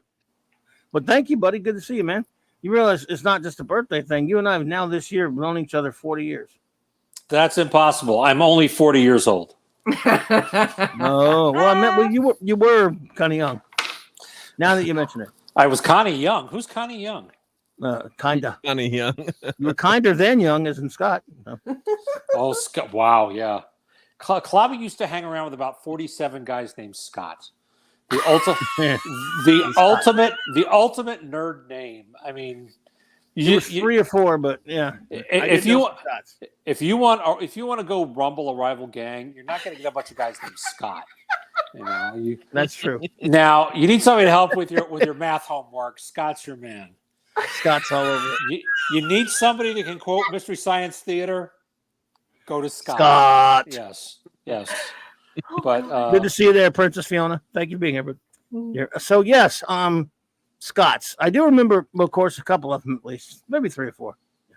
I've known me some Scots. I can think of 3 offhand. Great there was Scott. one. I don't want to mention any names. Don't forget the one that was the police officer. Yeah, that's right. I forgot him. He was cool. See, so there was a lot of Scott. Not going to mention any names, but actually, he was a deputy. This guy and Clobby and I used to have tribble fights in Clobby's comic shop. Yes, right. The rumors are true. You threw a tribble at the sheriff, but you did not throw one at the deputy. I knew that you were going to say that. I knew it. What kind of a song is that? It's like okay, you got me. I shot the sheriff, but I didn't shoot the deputy. Shouldn't it be like I forgot to shoot the deputy? It's like, what kind of a defense is that? You still shot the sheriff. You're still going to jail. Yes. At least I didn't shoot them both. Like somebody else got the deputy, I guess. Got to be one at a time. Bossman, Blunt Philly Reviews has been a member for 6 months. Clubhouse is the best house. Thank you, Blunt Philly Reviews. Thank you so much for that. Appreciate you. But yes, that is that song. Oh my goodness. Look at Maddie. Look at her. So cute. Yeah, she's gorgeous. Raquel, you said that you're Irish, correct? I sure am. If we'd lived 400 years ago, you would have had to curtsy to me because I'm a descendant of about 30 Irish knights, and possibly Robert the Bruce. Oh, lovely! I can't believe it. I've been doing my genealogy, and I can't believe what I'm finding. That's wonderful. Well, I'm not going to reveal the head honcho that I'm related to, but I think it would be some mutual curtsying. Oh, nice. Well, yeah. Cool. Mitchell. Maybe you guys are related. I love that Mitchell as well, Doc Fortune. Well, I mean, it makes sense because there are, thousands of us by this time because we're talking 14, 15 generations ago. But anyway. Good night, Michael Beacom. Thank you, buddy. Good night, Michael. Thank you so much. I appreciate you, bud. So, yep. Yes, indeedishness. Mighty Thor. So, yeah. I'm Mighty Thor, too. I hate that joke, actually. Oh, Maddie now knows. Own it. Maddie now knows the difference between Daddy and Thor, and my heart is just broken. Oh no, Oh. you were her superhero for so long. What about Don Blake? Yeah. How many people? Well, I guess in this group, somebody's got to explain to Raquel who Don Blake is. Well, you don't want to know. Well, Don Blake was Great story. the crippled physician who found the Thor's Stick. hammer, the stick that he uses to smash and turn him into Thor. He found the hammer though up in the what was it? Himalayas? It was in a cave. It was a cave. Was it a cave in Norway? Somewhere in Norway. Yeah. Right, Yeah. right. They're And, getting invaded by aliens. Pretty early much Thor was very happy with his conquests and his strength, and he threw his weight around a lot happily. And so his father Odin said, "You're in need of a lesson in humility." So he turned him into a lame mortal and a physician, so that he could learn, caring for fellow mankind and stuff. But he can strike that stick on the ground and become the mighty Thor, the Marvel version of the mighty Thor. But the important thing is he didn't know he was Thor till much later, which is the brilliance of Kirby in that writing. Yeah. So that was a huge reveal when you find out that Don Blake is actually Thor, and that's what the MCU really missed out on, was having that character arc there. That would have been so great if they had done that. But for a long time he was Don Blake, right? I mean, a couple hundred issues at least. 30 years probably, 20, 30, 25, 30 years. Yeah. 25, yeah. Somewhere up in there, and then they just dumped poor old Don Blake, and then you got the Eric Masterson stuff and all that other taking over. But that's a lot of Thunderstrike. But it's a dang shame. They did some cool stuff. I mean, there was one time when Das Wolfman. Das Wolfen. Hey, Das Wolfen. Hungry like Das Wolfen. There was it just occurred to me a little while ago. I think that Lady Gaga should tour with the Goo Goo Dolls. Oh no! What's the bad dad joke coming out of that one? I mean, they'd be called Goo Goo Gaga. Come on. Raquel just sighed. So Raquel, then I won't tell you the opening act is the Go-Go's. But anyway. Oh boy. Oh boy. There was one if Yoko Ono married Sonny Bono, her name would have been Yoko Ono Bono. Yep. Yes, it would. Oh no. Oh no. Right. And this is when we all have to That's not a call pro bono on joke. the great Chris Persia to decide whether or not our dad jokes are up to snuff, because Chris is actually the final say at the clubhouse over whether or not dad jokes are good or stinkeroonies. You might have to say, Organizer, please. I think Chris has got my back. He's always been just the greatest guy and a gentleman, and a credit to Asgard. he is. Would that be considered a pro bono joke? Well, she did it for free, so it's definitely pro bono. Thank you, Doc Fortune. You're too kind. Boy. Says birthday challenge. Name a better Ben Grimm story than Marvel 201 Annual number 17, where he fights the champion. That's actually number 7. Fights the champion of the universe. Okay, that is great. Wait. Hang on. Does anybody or everybody know the answer to this question? Go ahead, Clobby. I know it. I know what you're going to say. I know, but I'm in a quandary over it. It was number 7 of the annual. I want to say FF number 51. Right. This monster. Yep. Problem is, it's not really a Ben Grimm story. Yeah, it's a Reed Richards story. It's kind of a Reed Richards story for the most part. So that's an interesting thing. Is there a better one? You know what, Doc? But you know what it is, Clobby? And I think I know why you like it, is even though it's mostly a Reed Richards story, it's a character delineation for the thing. Oh, it's great. Oh, yeah. It's beautiful. Yeah. I love it. Are you opening a beer? I am making eggs. You're making eggs. Nice. Oh, now I want egg. I don't drink. I've had 5 beers in my lifetime, and even that was there. It is under duress and pressure. So yeah. Doc Fortune, thank you so much for that. I'm gonna say this might be the greatest, but only because FF51 is not entirely all about Ben. But I also will take challenge I'm going to, you know what? I'm going to single out the 10 greatest Ben Grimm stories very soon, right after Jack Kirby month. Well, I just Mark have to interrupt I real would quick. consult Mark D with a C, and we're going to do it. This is I got a copy for you signed, so this is headed your way eventually. Oh no, man! Yep. So I got two copies signed by Ron Wilson. Oh wow! So I got two copies. I was going to surprise you, but then when I was doing my slideshow for Sunday Night Geekery, you're like, "But you got two copies." I'm like, "Oh crud! Well, one of these is for you." So. Oh man, that's great. Hey, DJ Ronnie G. Hey, DJ Ronnie G. I missed my chance to get him to sign it in last January because I didn't know he was. I went to that con like literally just the last second. Didn't know he was going to be there, so I didn't bring my copy. DJ so Ronnie mad. G. That's beautiful. Right there, Steve is thanks, actually Hen. I don't need two copies. Steve is what? He's a hen. I'm a hen. Who? You guys pay attention to the chat.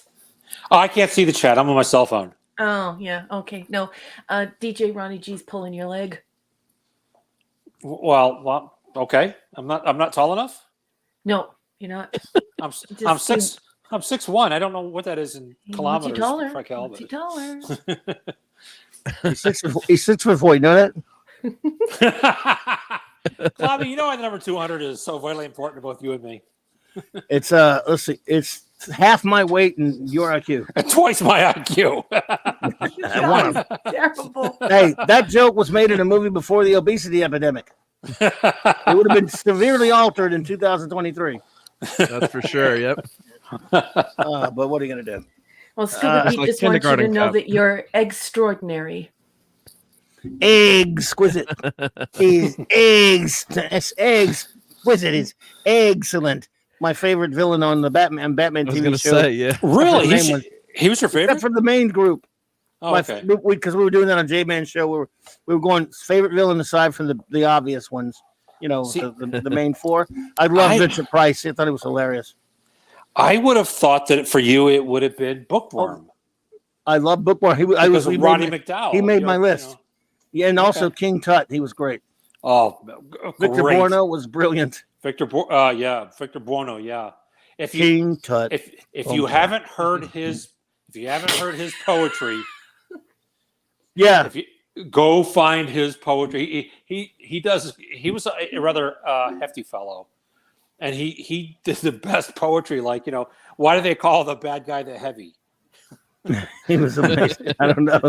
It's unkind. It's unkind and also untrue. It implies that big people do all those terrible things all skinny people do.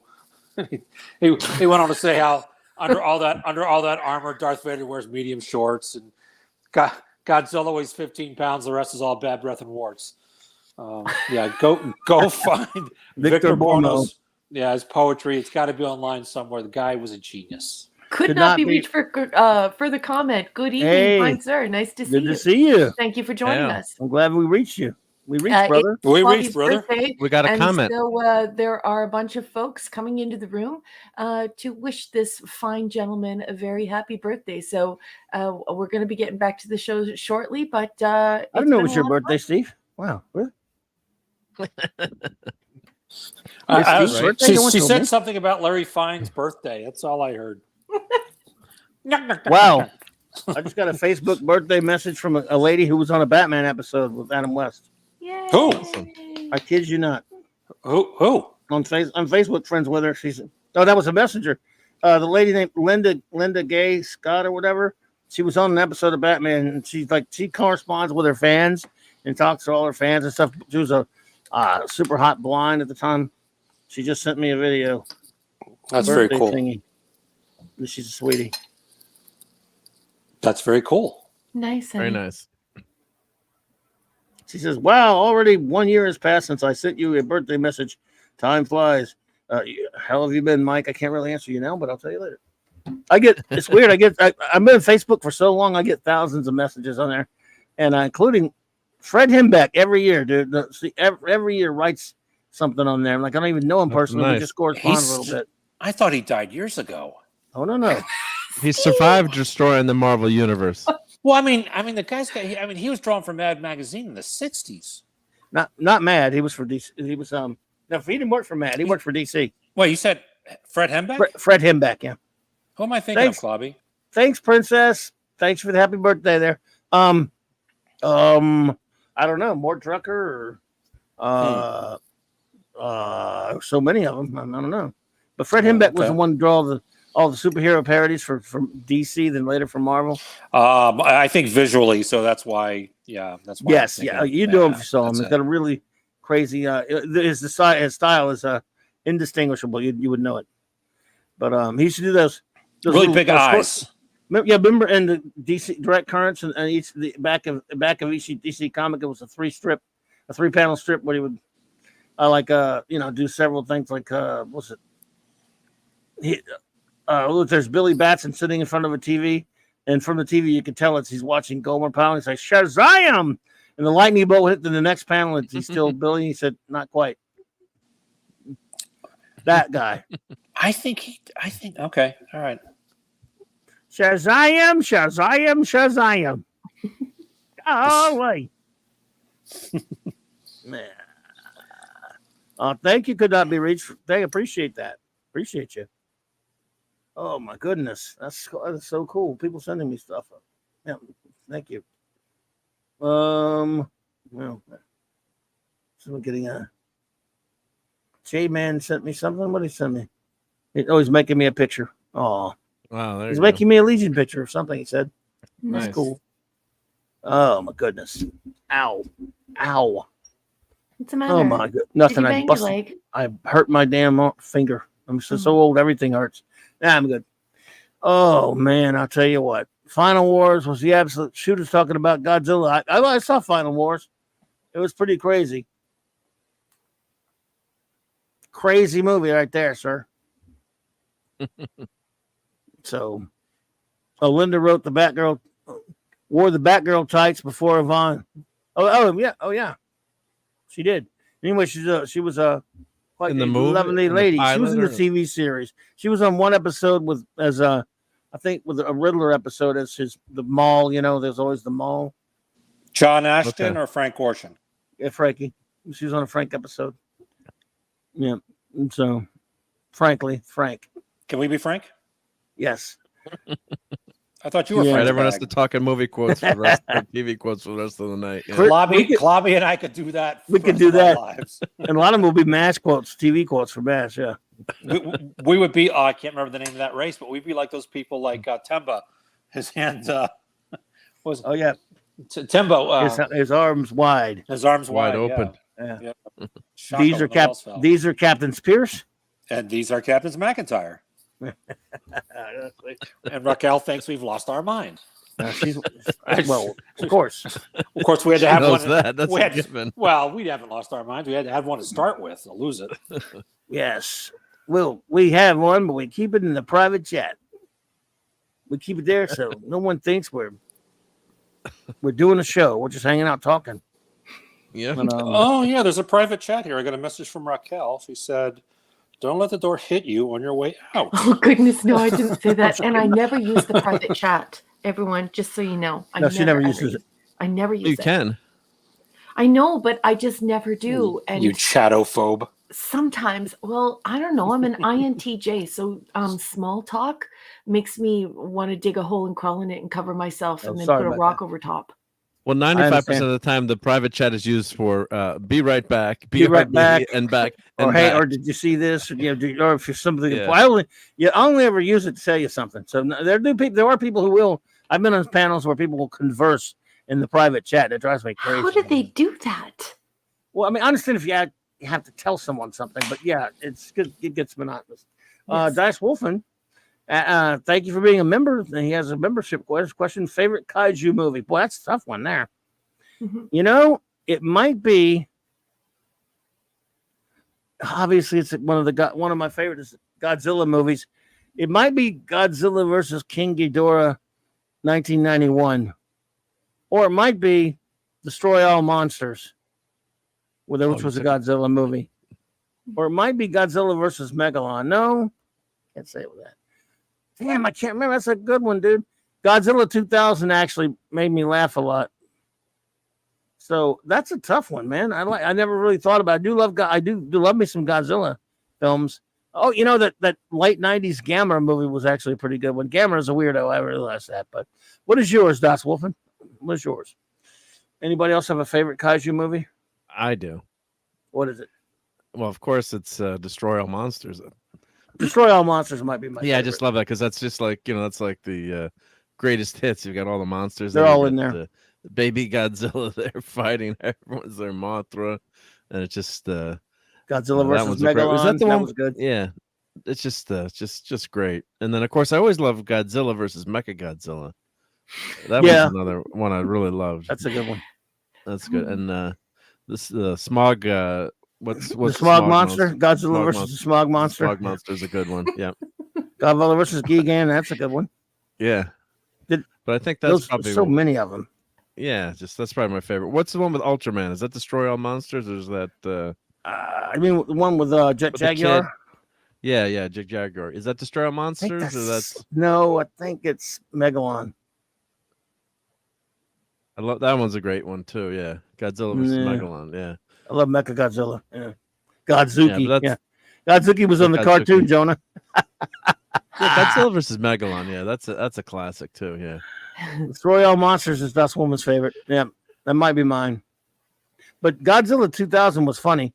And Godzilla versus King Ghidorah from 1991. It was the sort of like a soft reboot, quote unquote.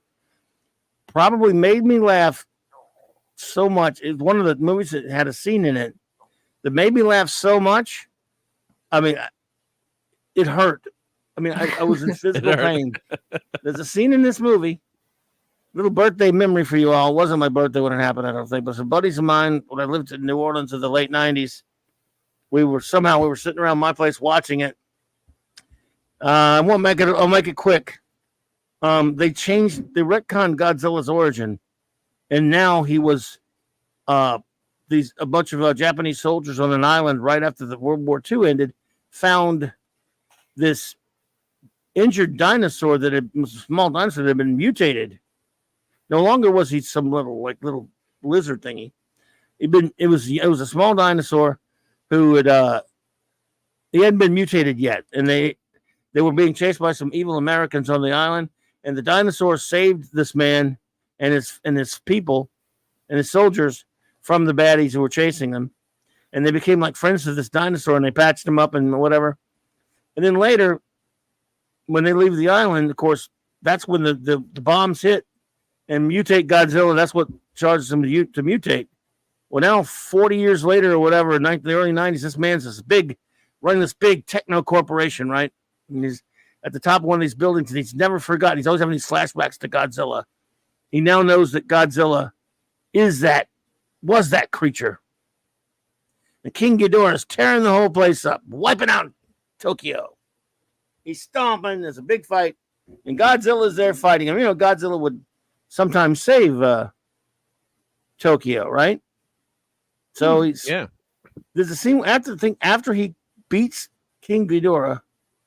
He walks up to this skyscraper. I'm about to start having a serious epic. I'm gonna have some uncontrollable laughter if I think about it too much. I gotta do it quick. So, oh my god, I can't do it. All right. He walks up to the skyscraper. Some of you probably have seen it. I think some people in the chat have seen it. And he's like eye level to this old man who's been throughout the whole movie, and he's at eye level with Godzilla. Godzilla's looking at him. And they're sharing this moment. It's like they're that's right. Yeah. And they're looking at each other. It's like it's real. This music, somber, and you're like, wow, that's kind of cool.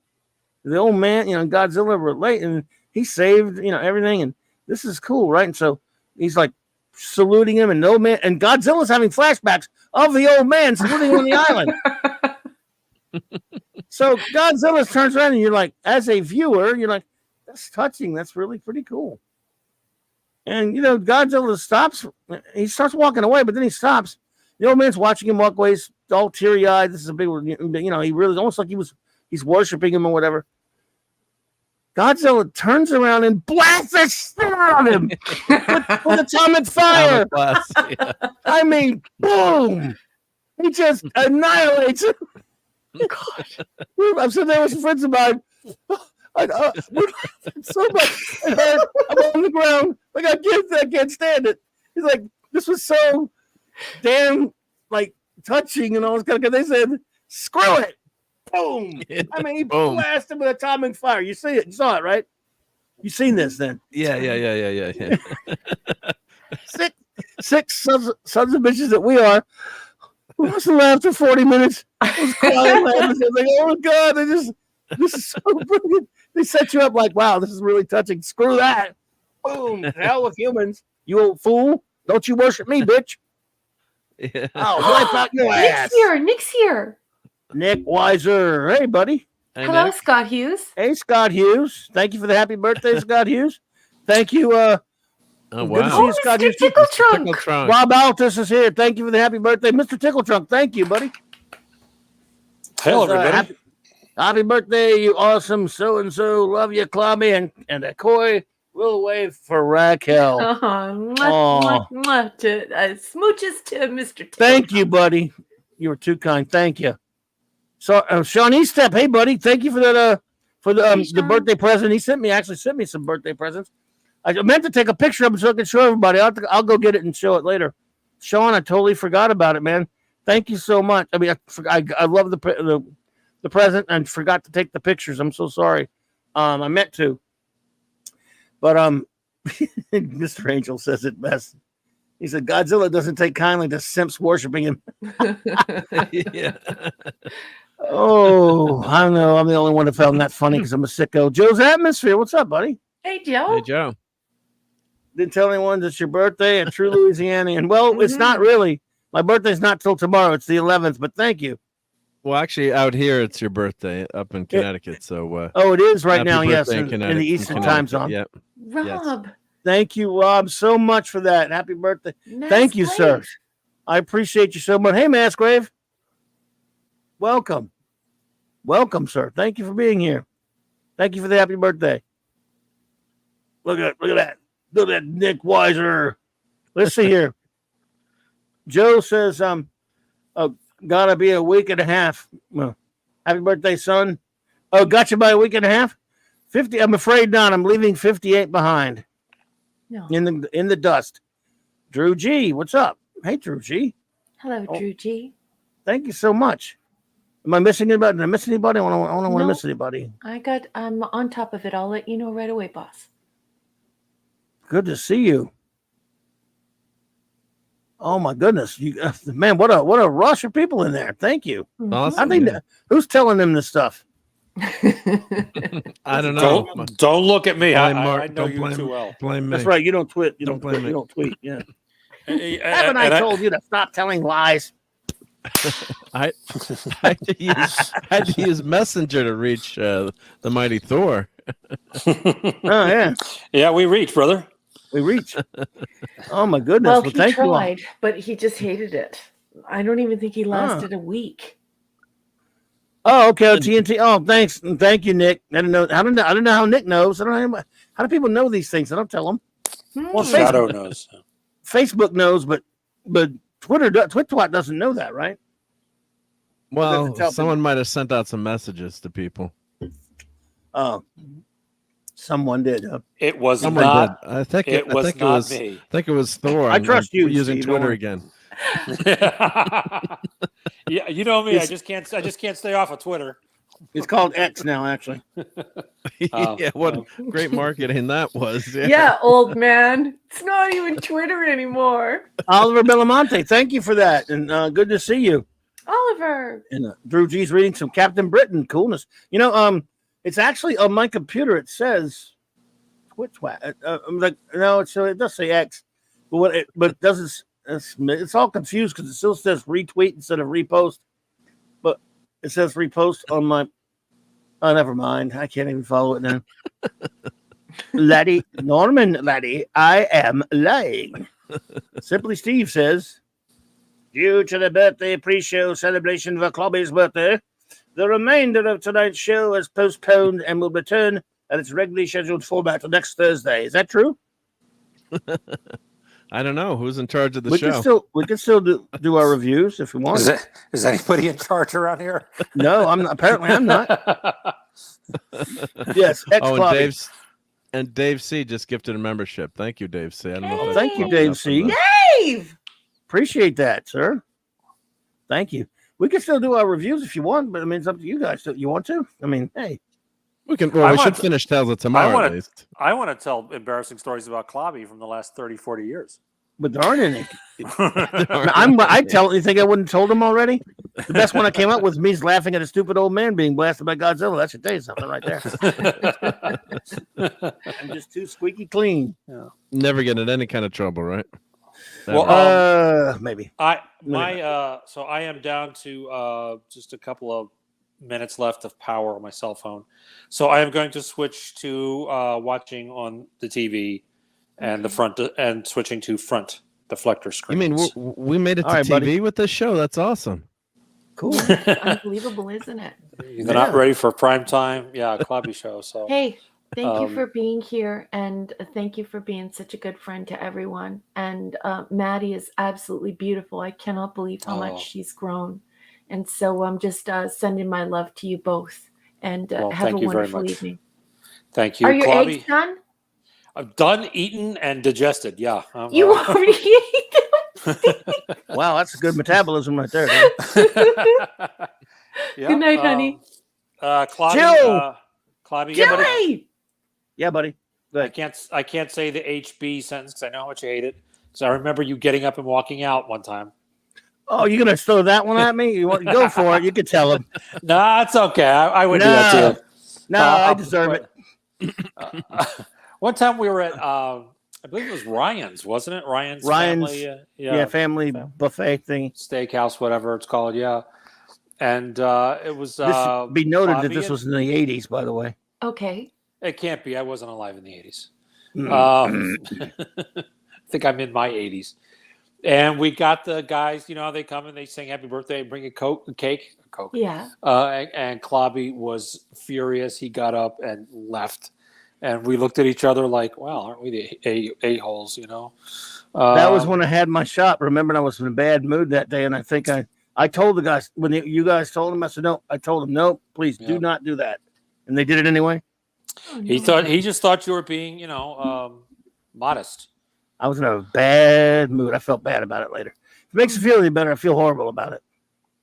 Well, if it makes you feel any better, I felt like I had been slaked. Oh, well, I'm sorry. That's it's a painful memory for you. Bach. Well, all right, it may be a painful memory for you, but when you get really super old, Clobby's going to meet you at a skyscraper, and you'll be in the building, and Clobby will be outside of the building, and you'll have a very tender moment where you look at one another, and you both remember this bonding moment. Atomic fire. And then Clobby's going to blow fire all over you. Oh, that's better. I was picturing. I thought she was going to say you were going to carry me to the top of the Empire State Building. I'm too lazy. I'm too lazy for that. I'm too lazy to hold a grudge. Yeah, good one. Yeah. I don't love it. Clobby, thank you, brother. Thank you for being one of my best friends for years. And I love you. And Maddie and I will hopefully come see you as soon as possible. Can't wait, brother. Thank you, buddy. Thank you. Appreciate that. Good night, everybody. I'll still be paying attention. I'll still be watching, but so Thor in Vegas, everyone. Thor in Vegas. Thor in Vegas. Get him. Birthdays are for men, not Do we gods. play his outro again? Yeah, why not? Yes, play his outro. Do it.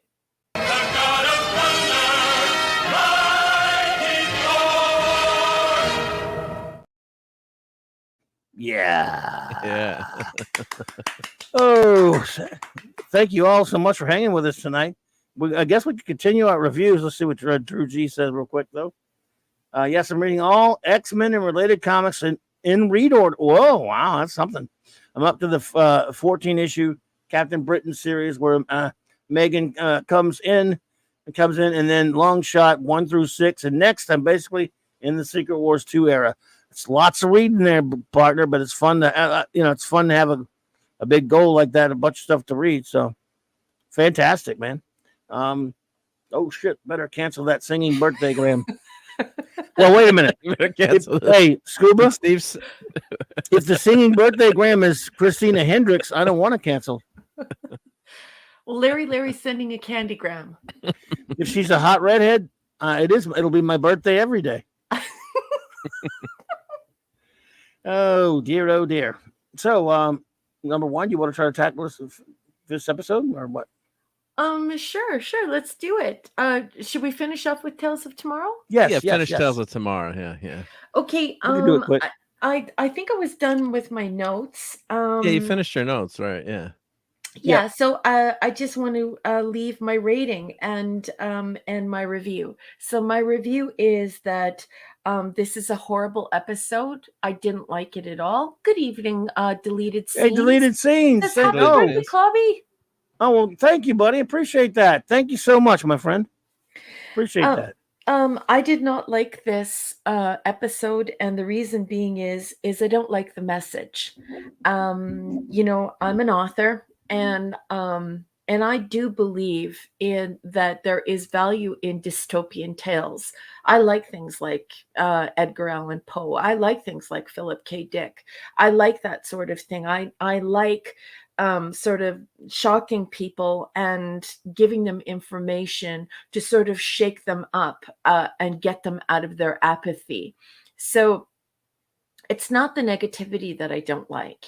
It's the way that this is framed. And it's very clear that this person, this thief, that there is no redemption for him. And that's the theme of the episode, which is it's not very nice. The Peter Venkman fan site. Hey, Peter Venkman fan site. Good to see you. Raid. It's a raid from somewhere. Hey. Yeah, he's a raid from somewhere. Maybe Scotty's? I don't know. They'll let us know. We're being raided. Yeah. Oh, Judakon. Awesome. Hello, hey, Judakon. Judakon, hello there. Thank you so much for popping in. Oh, good to see you. Let's see. And happy birthday, Clobby. Thank you so much. Peter Venkman's fan site. Thank you. So good, number one. Oh, yeah. Thank you, Jill. So the thing is that there's a difference between trying to shake someone up and trying to steal all someone's hope and someone's agency and someone's power. And that's why I don't like this episode. This episode's overarching theme is you can't change your fate. You can't redeem yourself. Once you have done something bad, it's all over for you. And so I think that's a pretty horrible message to send. And I'm highly uninterested in that. I also don't think it's science fiction. So I gave it a 2 out of 10. Agreed. Well, we got some new visitors, and I agree with. Oh, new visitors. Yep. Yeah, I don't have much to say. Leslie Nielsen being in it was a shocker. It was really terribly, horribly done. So you handled everything. Call him on that Shirley. person. I did call him Shirley, and he got all mad at me. What's up, buddies? Welcome back, Tom. The party's back. It's happy birthday. Party time. Yo, dog. Hey. Go ahead, buddy. I just want to say one thing. Two things. First off, happy birthday. 2, thank you, buddy. You stubborn son of a bitch. What we did were I do on now? a show for 2 hours and you didn't say shit about your birthday. My birthday's tomorrow. You know I would have. Oh, I don't care. I would have made a scene about it. I would have made a scene. No. I would have raised the noise. I would have brought down 12 roofs. It's I would have burned down tomorrow. 13 White Castles. It would have been great. And you didn't say anything. I hate Oh my my birthday. God, Cece's Culture here. Casino. What's up?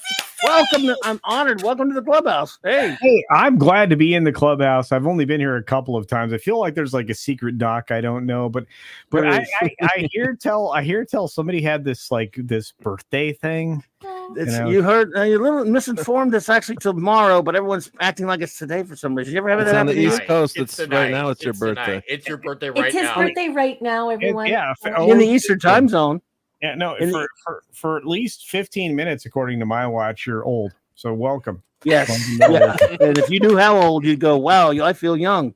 Well, hey, you know what? You not only make me feel young, you make me feel proud, my friend. And I hope you have the best birthday ever. You're one of the best of us. It's easy to celebrate you. I feel very honored to be allowed to share the stage with you. And Dude, your knowledge, your friendship are two incredibly valuable things. I just want you to realize that every day. Man, thank you so much, buddy. Tim Hayes and Tim Clay Hayes and Thomason. Clay Thomason. Hell, there, welcome. Thank you, CC. That means means the world to me, CC. I'm honored to have you here, buddy. You're one of the greatest out there. I love your channel, and always great to hang out with you. You and Tom and Nick, you guys have been great buddies to me. I'm not worthy of such great friends. You guys are amazing. Well, appreciate you all. I'm not saying that you're not worthy. I'm sorry, but that's just absolutely crazy when you have shown it, proven it, and then some. Don't go Thank you, buddy. there. No, I'm not kidding when I say you're the best of us, man. And look, I in so many different ways, all of us aspire to be you, my friend, and share knowledge. And you're, first of all, I don't even know how humble. I don't know how to be as humble as you are. I can't reach down and find that. But the fact that you allow so many people to share all that you know is amazing. And so I appreciate you, man. Keep doing it. And whether it be your birthday or any other day, you're probably one of the most giving people I know. So thank you, Clobber. Thank you, man. Dude, you don't have no idea what that means to me. I'm honored, and I want to thank Blunt Philly Reviews also for saying it's already August 11th here in Philly. My name. Happy birthday. The club is ageless. I is ageless. That's true. I is. Never gets wrinkles. I'm made of orange rocks. They don't age. Thank you, buddy. I can punch things. Yeah. No, man. You guys are amazing. So everyone's done streaming tonight already? I thought you got a Comics had a dental thing that had to be done, so he ended his stream normal. Yeah, and then Mark was like, "Hey, it's Kylie's birthday." I'm like, "You son of a bitch, he didn't." Yeah, and Nick's missing the biggest part of that like bury the headline moment, which is we didn't know it was your birthday, dude. You were sneaky. Well. That's him. That's clobbering times. He doesn't want any attention for that. He's just that's why he's such a great friend to everyone. He's not looking for anything. He's not looking for. He just wants to hang out with us. He doesn't need to look for something. He can hang out with us. But here's the thing: even though Clobby is not the drinker, I'll drink because the memory that I don't have, he will remember. I am the classic designated driver. That's true. I've been that many a time. Eric K, thank you, buddy. What I don't remember, you're gonna remember. So I'm giving everyone here, all 40 plus people, I'm giving you all memories that I will probably not have. Cherish those memories. Only 13,673 more, and you can retire. Yeah, I might retire. Well, you got the stones for it, man. Or the rocks, whatever you prefer. The rocks. I'm banging the rocks together. But yeah, I keep saying together. I will take a drink if I hit 80. If I make it to 80, I promise. Hey, and no promises, but if I get to 90, heroin. Just maybe. No, don't make that one. No. Come on. You never know. I'm just throwing that goal out there. It might happen. Because if you get to it, get to 90. Okay. The goal is good. The promise of other stuff not good. No bueno, bro. You make it that far, you're like, yeah, I could do anything. No. Dude, I mean, look at the way Lemmy lasted 70 years just doing anything. Good night, Dad, man. That's a good life. Night, Dad, man. All right. Good night, Dad. Good night, Dad. My aunt lived to 86, and she's smoking with her oxygen tank. I'm like, Aunt Dolly, I'm like, you can't. I'm like, I surprised her one day, and she's smoking. She's like, well, I made it to 86. Screw what the doctors say. I'm like, yeah, but don't blow me up at the same time. Yeah, right. There's something I have to say. I have a low key. I don't know if you want to call it confession. But I have an admiration for senior citizens because they're just like, listen, I had a good life. let me run loose. You know what? It made me think to myself, you know what? I should do the same thing when I'm old. I want to be pushed down in a wheelchair on so many damn hills. I want to see how fast can I go down the hills the fastest. I want to have wheelchair contests. I want to have battle of the canes with other senior citizens.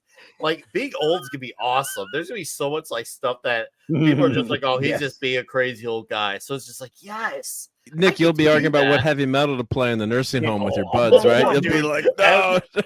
I'm gonna be the one who puts on like obituary at 5 a.m. and they're gonna be like, dude's gonna be whipping out his Ultimum Freedom Cane and being like, on guard, motherfucker. I said bad words. I apologize. That's okay. It's a birthday sort of party. You got a gift from Sean Carter, Carter. Thank you, brother. Just giving you gifts all night. What a sweet and kind nice. and generous Hey, guy. thank And you, I Sean. also want to welcome Pop Culture Republic to the chat. Hey, Pop I want Culture. to Say hello to Pop. And Dalu, am I saying this right? Dalu or is that an A or a Dalu? Dalu. I usually say things incorrectly, but hey, thank you so much. Appreciate you so much. Dalu, if I'm saying that correctly. But yes, indeed. I'm so glad to see you all here. Nick, man, dude, we've done so many shows together, so much fun. So many. I love it. And yet there are things things we have not even gotten a chance to do yet review wise, but we'll get there.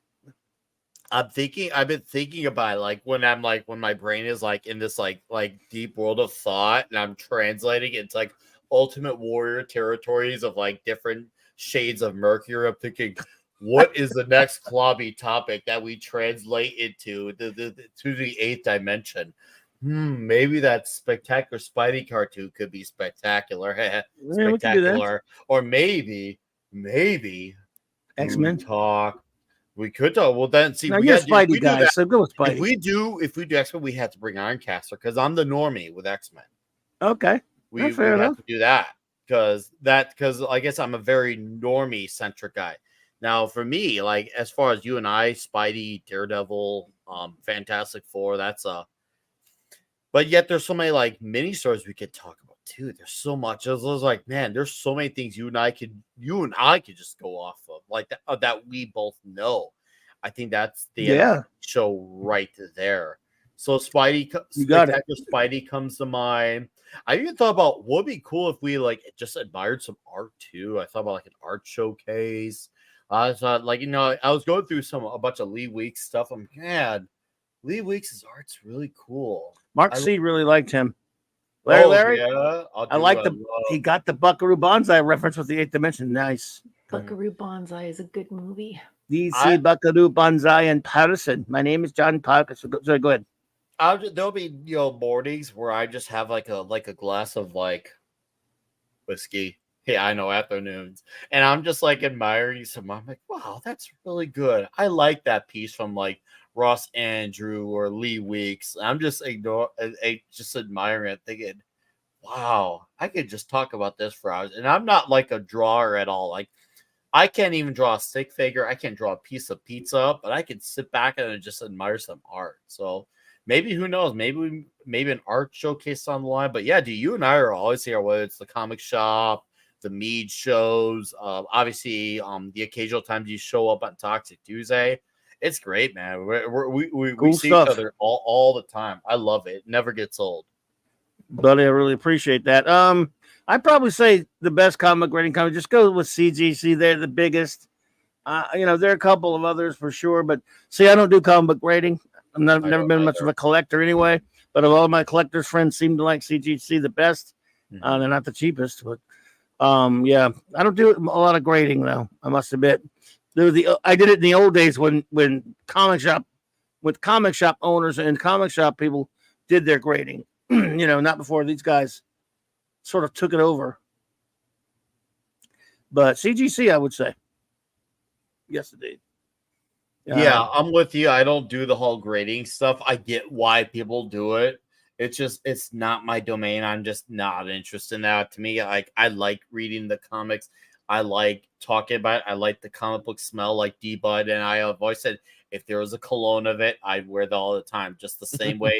If my car could smell like pizza all the time, I'd make it smell like pizza all the time. There's some smells I don't want to go away. And for anybody who's ever been a comic collector, I mean, if you open up your books and you use white gloves like I do and all that other stuff, that's great. But yeah, and a lot of people laugh, and that's fine. No, it's cool. You should though for old books that are fragile. Yeah, but at the same time, it's like I'm getting love and enjoyment out of this. So you know what? If it takes it down a grade, I don't care. And you know what? If somebody really wants a book, they're going to pay you for the book. The book is only as valuable as what somebody is willing to pay you for it. That's it. And if you ever decide to part with a book, that's the decision that they make and you make. I'm going to part with this book, but I'm doing it for this price. And if somebody doesn't want to pay that price, then you know what? You still have the book. There's nothing lost in that transaction. It's the same thing in everything else in your life. You just have to look at it that way. Your thing is worth what somebody else will pay. Otherwise, it's worth exactly what you think it is, which is how much you love it. That's it. You know what? I have a lot of.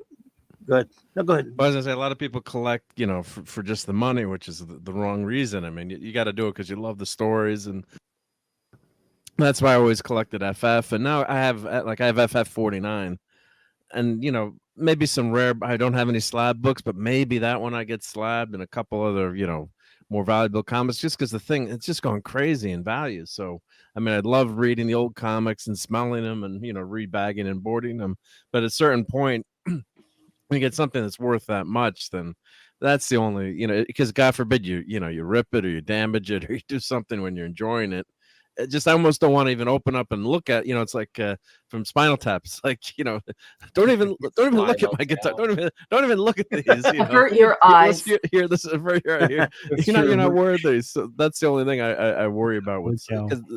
But you should always collect what you love and what you enjoy, not just to make money. And yeah, I'm there with you, but at a certain point, you know, if it becomes more about the money than about the book, then why do you have it? You know, and again, you know, it's like, okay, I can buy something that's like of a lower quality. It's the same book. I'm going to enjoy it because I'm just going to be able to open it up and not care. You know, maybe you buy a duplicate, perhaps something that's reader copy. Yeah, and a lot of people do that. But I just love something for as long as you can and then share it.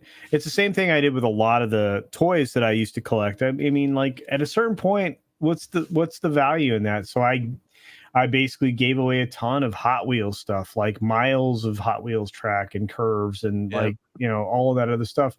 You know, it's worth incredible amounts of money now, but that's somebody else got to get it and enjoy it. And that's a young kid got to play with it, you know, instead of sitting in the attic or basement somewhere, right? So I've never like my kids play with my Hot Wheels and all my tracks and stuff. That's good that they do, Mark. Yeah. So that was fun. And then Thomas the Tank Engine took over, and then for years we were tripping our house with it, which was great. But they put the tracks like going everywhere, and you'd wipe out on the train. But it was like a great thing for them to play with because it wasn't a video game as much as I'm a gamer, but it was creative and fun, and yeah. And you inspired imagination. We need to do more of that. It's why, like I said, I mean, if you have these books, what's good are they if somebody can't pick them up and look at them and develop their own imagination? I mean, you're letting stuff there sit there and collect dust and not being discovered. You like someone may not know, but their next favorite story could be the thing that they haven't read yet. That's true. As long as you don't break the spine and you don't dog-ear the pages. Otherwise, I will flamethrower with you. That. Max Redstone. I strongly agree, Raquel. I strongly agree because I come from, like, especially when it comes to, like, unboxing, I'm all about the plastic gloves and the OCD. I think we're built that way where we have that delicacy towards geek items like that, and it's because we respect where it comes from. We respect the nature of it, what goes into making it, that we want to treat it with such care. Especially if we love it, we're gonna cherish it that much more. Mm-hmm. Yeah, especially if you're somebody from modest means. As you all know, everyone here, we've been friends, all of us, for a really long time. I've known CC since like 2017. I've known you all a very long time. So you guys know I had a very impecunious childhood. So it is nice that once you get to the point where you can start collecting these beautiful nerdy things and these beautiful geeky things, that you respect them and that you teach your kids to respect it as well. Because that's when you can fully enjoy it, because then you do get to imbibe it, you do get to read it, you do get to touch it, hold it, discuss it, share it, but you don't do it in a careless way. And so I think it's balance. But I'm like Cece when it comes to books. I definitely get 2 copies if it's a super special book. But just as a practice, I don't think I break spines, but I do know people who do. They open a book, they break the spine immediately so that they don't have to hold on to the book while they lie down and read. And that's just or when they fold over the pages. Why? Oh man, Raquel, you're bringing me memories of when I was in like 6th grade and I'd be at a comic shop. And I swear I was a 6th grader almost having a heart attack. It was that the obviously those two things don't really line up, 6th grader and heart attack. But I thought I was gonna have one because I would see guys at the shop doing that. In my head, I'm like, I want to scream at you, but because I love my comic shop owner, I'm not gonna say anything. Though I want to. Oh man. Look at Mark with UFO. Oh, my gloves aren't on. I didn't break the do not break cover. The spine. See? We're watching. Please do not break the spine. Watching you. So this book is around, I believe, $800, $888 or something like that in Canada. So this is like, the clouds open up. It's big bucks. But let's go over to Cece, because Cece is showing something really important in this community, and that is support for indie creators. So Cece's got holding up something super cool. This number 1 or 2? What you got? This is number 1. It's never been opened. Number 2 is on its way to my house right now in the same kind of quantity. This has never left this packaging. It won't. It would probably. It might. It may, but only to get reboarded. But here's the thing. I have a copy of this, so I've read it. So it's a different world, and this one's signed by the great Eric July. He was stoked when I showed this when we were on a stream recently promoting I Saw Him, number 2. But this particular book means the world to me, and it means the world to a lot of people, and it's because it came out of us. It came out of the fellowship, our community, the people that love these things. And I can't say there's anything greater. And every time I pull a book out to show people, which I don't do very often, it's something that I have either barely handled or I've handled only enough to move it to another place to protect it. And there's definitely a backup copy, because I believe in that. I believe in buying something you love and then buying the backup so you can actually read. Thank you, Fiona, for that. I really appreciate it, by the way. Oh, get me off the screen. Gosh. What's going on? Hey, you got a pretty handsome mug there, fella. And Nick has something cool. Nick's holding up something cool, boss. Look at what Jason put personalized for Jupiter. He crossed out his own title. Nice. It's so great. It's so great. He put huge in her. Lester San Jose, the Skeptic Tank. Hello there. Welcome. Good evening. Welcome to the chat. Right back at you, Nick. Brand fresh. And here's another one. Once again, from within our vicinity, Truth, Justice, American Way. This is the truth cover of the book, and this was written and drawn by Gabe El-Taib, colored by Acheon, and I think Gabe took care of the inks as well. Blonde did the lettering, and obviously Gabe is now doing his other book with Dean Cain, which Dean is co-writing, with Gabe doing everything else, and that's going to be Dean Cain, All-American Lawman. It's supposed to be like a Jean-Claude Van Damme, Charles Bronson action movie, fast cars, wonderful ladies type of thing, guy being cool and awesome with cool, nice-looking suits. But this was his superhero book. And what's great about this book is it does have something to say about the power of what being, I guess you could say, canceled is, and how much damage it can do. So it's heartfelt, it's personal, and it's got a lot of action, but it provides an on the nose message. It provides a message with how to think about things, not what to think about things. Good. And you bought the girls some. You bought your beautiful daughters some books as well. I noticed that you were posting them on Twitter. I just think that that's so cool that you are also supporting independent storytellers in many ways. And look, Tom's got something great for us as well. Oh, everybody was just showing books, so I just grabbed one. No, that's fine. I'm glad you grabbed. I got one more after Tom, but What I you got? saw What you number got? 2. So this is the newest one that was shipped. Nice. Dude, this was Eric July himself watched my video, commented on my video, and put a clip from my video on his channel. Awesome. And I was like, holy crap. And I gained so many new subs from this reviewing this comic.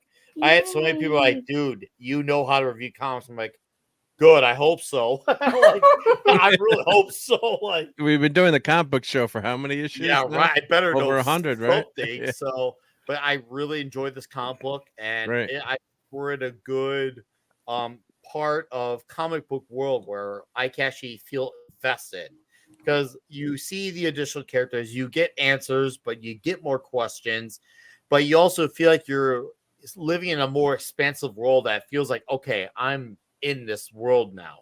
That is a big thing when you want to feel like you live in this world, and then what's happening in this issue, it counts, it matters. You feel like you're owning a piece of history. That's a very important thing when you're owning a comic book, a manga, a traditional chapter book. You want to feel like you're a part of something. It's not about, sometimes you're going to get some filler, but if it counts and it matters, you can almost overlook that to a point because you know what you're owning matters. And that's what I like is where we're going with this. What's going on here matters. Mr. Angel, Chef, thank you, buddy. Have a good night, man. A good rest of day over there. Good Appreciate night, you, Chef. buddy. Thank you for coming. All right, and Chef. Max Feel better. Redstone is Max. here, and he just wants to come in and say hello to you, boss. Please do it. Hi to Max. Hope you're doing better. Hope you're feeling okay. Max. All right, Max. Hope you feel better, buddy. Thank you. Be good, but go rest up, man. Yeah, go back to bed, please. Hope we see you Saturday, man. Yep. And you guys have seen this before, but we're talking about, favorite things from your childhood or why you love things. So I had the communicators as a kid with my sister. We used to play with these, and we had the Mego figures. And this is actually, I bought these on eBay. I have my originals still, which are a little bit more beat up, but I'm like, I'm gonna buy these and enjoy these. And they stopped working, unfortunately. I gotta maybe try to fix the electronics in them. This just brings back, and that's why I love having them, because it's the great memories and the fun. And I have these on display because of that. So and then of course I had the Remco phaser that went with that. For Christmas Day, and I always tell the story of my uncle. I don't know if you probably have the mute on or the filter so you can't hear it, but it made the most annoying. Well, I'll turn the filter off.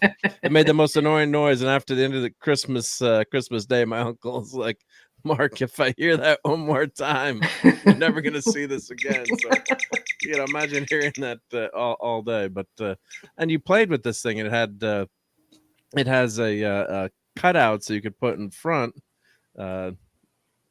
Klingon ship, and there's actually a UFO for UFO, and you'd shoot, as a flashlight, you'd shoot that on the wall, but you used your imagination with these toys, and that's why they were so much fun. But yeah, if you if I you can see all the quote unquote stuff I have. Good night, Max.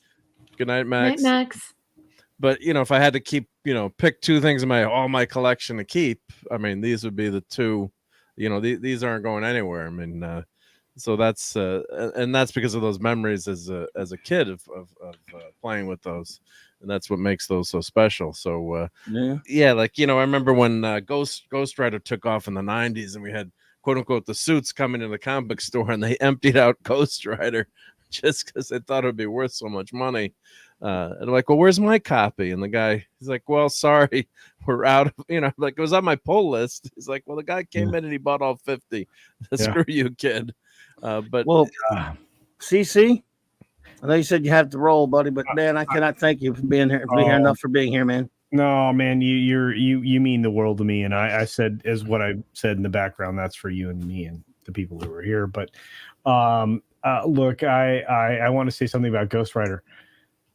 That's a great book, man. It often happened. It often happened at my Fat Man's Comics, where I would have something on my pull list and he wouldn't pull it, and I'd be like, "Oh, yeah, I know that how it goes." Yeah, and I'd be like, and then when I got older, I got smarter. But originally, I didn't even have that. I had none of that because I would ride to my 7-Eleven and I'd pick up my multiple plastic packs of books that looked interesting to me, and that's how I became. That's how I became a comic kid, right? It was between my stepdad, who gave me one of the most amazing comics ever that got ruined in a flood. I had the first appearance of Thor comic. Wow, that got Journey into Mystery 183. It got ruined in a flood. This is a long time ago. It's heartbreaking. Yeah, the boss and I oh man, yeah, in the very first house we bought, the water heater broke. Water heater, it destroyed a lot. The only thing that survived that in that particular box was the Spider-Man camera. If you remember, it was red and blue, and it was a regular, like 35. I guess, was it 35? 110? Was it 110? Yeah, it was a regular camera. Cartridge. Yeah, you cranked it and then you took a picture of it. It was all in like one cartridge. But that thing was a prized possession, so that survived as long as I pulled the film cartridge out. But it ruined a bunch of pictures. But anyway, that's neither here nor there. But that was the only thing that survived that flood, and it was like everything else in there, including some other childhood memories, were destroyed. So, but it didn't dilute my love of comics, because, like I said, as a kid, I would ride everywhere. But the fact that I have this great group of people that still appreciate the medium, that kind of launched my love of that medium, I appreciate it. And Raquel, you are a godsend. Clobby, dude, you're like the godfather of what we all appreciate. And Mark, thanks for getting me in here, and of course Nick and Tom. I mean, these people are like family to all of us, I think. Absolutely. I have to dip out. You guys are the best. So all right, buddy. Well, look, come talk comics with me one night. Dude, I will. Because I know we never really had a chance to sit and just talk comics before, so we should. We really should. Because I mean, I think a Wednesday show might be either way, Monday, Wednesday. Wednesday. I know you're busy, man. Because we usually have the Monday night show comics, but I think Wednesday would probably be best. Wednesday would probably be the best for me, and we probably need to talk about DC, because I'm really unhappy with Marvel right now. Well, we'll talk anything you want to talk about, because you'd have never had a chance to talk comics before, so I've always wanted to. I mean, if we were going to talk anything that wasn't DC, it would have to be the very early Star Wars comics, because I mean, anything's free game. Okay, fair enough. I love you guys. Clobby, take care, buddy. Very happy birthday. Have a great day. We love you. Thank you for coming, sweetheart. Good night. I've been honored. It's an honor to have you. Culture Casino. Hell yeah. What a cutie patootie. I'm getting drunk tonight. It's gonna be awesome. Oh yeah. Charlie Sheen is like very jealous right now. He's just like, wow, look at that guy. He's just by winning, drinking more, partying. That's the real tiger blood. And I'm just like, yeah, no, this is a tiger blood. This is the blood of a mastodon. This is mastodon blood. Do you have work tomorrow early, Nick, or no? No. Well, that's good. No. But you would make it even if you had, though. Oh, I would. I did a few nights ago, his inner Lemmy. My face from Mark, when we did Toxic Tuesday a few nights ago, dude, my body felt absolutely wrecked. Not only did I make I'm laughing so much. Not only did I make it to work at 7 a.m., I was there 10 minutes before everyone else. Impressive, yeah. We had such a fun show on Tuesday night. We just couldn't stop laughing I straight up thought I was gonna have a heart attack. I straight up thought I was going to. Like, I was just like, okay, this is the end. This is a good way to go. This is the end. Like, this is awesome. Like, if people see this on stream, like they'll probably super chat their way into high heaven and pass the money on to children and my girlfriend, and that's fine. but this is how I go. This is memorable. So I thought, okay, this is worth the heart attack if this happens. But no, luckily I made it, and I got to the finish line. It was all good, but I'm ready to do it again. I want to be like 70 years old, and then like children be like, yeah, my dad somehow he wakes up the first and he's somehow still the last one that goes to bed. I want to be that. I'm that way currently, and I have been that way currently, and I want to still be that way. All right, Pop Culture Republic. Thank you, buddy. Have a good night. Take care, PCR. Pop, pop, pop. Good night. Yeah. Yeah, we'll be on YouTube at age 80. Hopefully, right? Yep. Yeah, I'm sure there'll be a YouTube of sorts. But then Fiona, by the way, thank you for what you sent. I saw it. I get a chance to look at much of it yet, but I did see it. Mm-hmm. And I'll handle that after the show, though, what you're talking about there. But thank you so much. It's very nice. Appreciate that. Nick, dude, I mean, I can't, I'm just going to get you over here enough anymore, man. I'm always on your channel. So glad I got you over here. Oh, it was overdue. I think the last time we got together was when we talked, like we did like an overview of Spidey, the animated cartoons, series. right? Yeah. Shocker. Yeah, dude. Shocker. Shocker. Dude, me and Vince Womack on my Gilded server this morning were watching Spidey, the animated series. We watched the Sinister Six episodes when they were called the Insidious. Oh my God, Tom. He's opening it. My man. He's opening you a have box. your priorities Live straight. unboxing. Thank you, I Tom. like live Free unboxing. the turtles. That is how you do it. I like turtles. Like turtles. No, Tom. I love that That's a shirt great- Tom has to me. I like turtles. I love that shirt Tom has, though. You see that? That's badass right there. Okay. Yeah. For the chat who's not aware, I'm gonna be that show off. In case there's any WWF fans, guys, I have Donatello. There's a Ninja Turtles line where they're all the turtles as wrestlers. Oh yeah, those are awesome. I had Donatello as the Undertaker with the skeeth, the hat, the long hair. Oh, look at the puppy. Oh, Oh, Sadie. my. There's Sadie. Sadie. Hey, puppy. She wants the turtle. She can hear Is us it a probably. snack? Is it a snack? Eat the turtles. There you go. Is there pizza in the box? I thought Aria was gonna rip her headphones off my head when she saw Sadie. I not even joking. Like Clobby and Tom were I there. love Like doggies. they saw her shaking when they saw the What a dog. sweetie. They saw her Beautiful. shaking. Tom, does Right. that have a So- million of those little twist ties in the back that drive you crazy when you open up your action figures? It's like tied. Yeah, these, I hate that. they all action figures are real tough to extricate from the Tom. containers. I mean, they're a real pain in the ass. And now I hate to those, like the Illinois. rubber band ties are the pain. Yeah. and there's scotch taped in there too, probably. I don't say I'm an expert at anything because I'm not smart. But there's one thing I'm an expert at opening. Hey, don't it's ever say that ever again, or I will kick you. Okay, well, if there's one thing I'm an expert at, it's taking apart packaging for toys. I become so good at it. Yeah. That's the one thing. That's it. Nothing else. Well, you get lots They of can be- practice, right?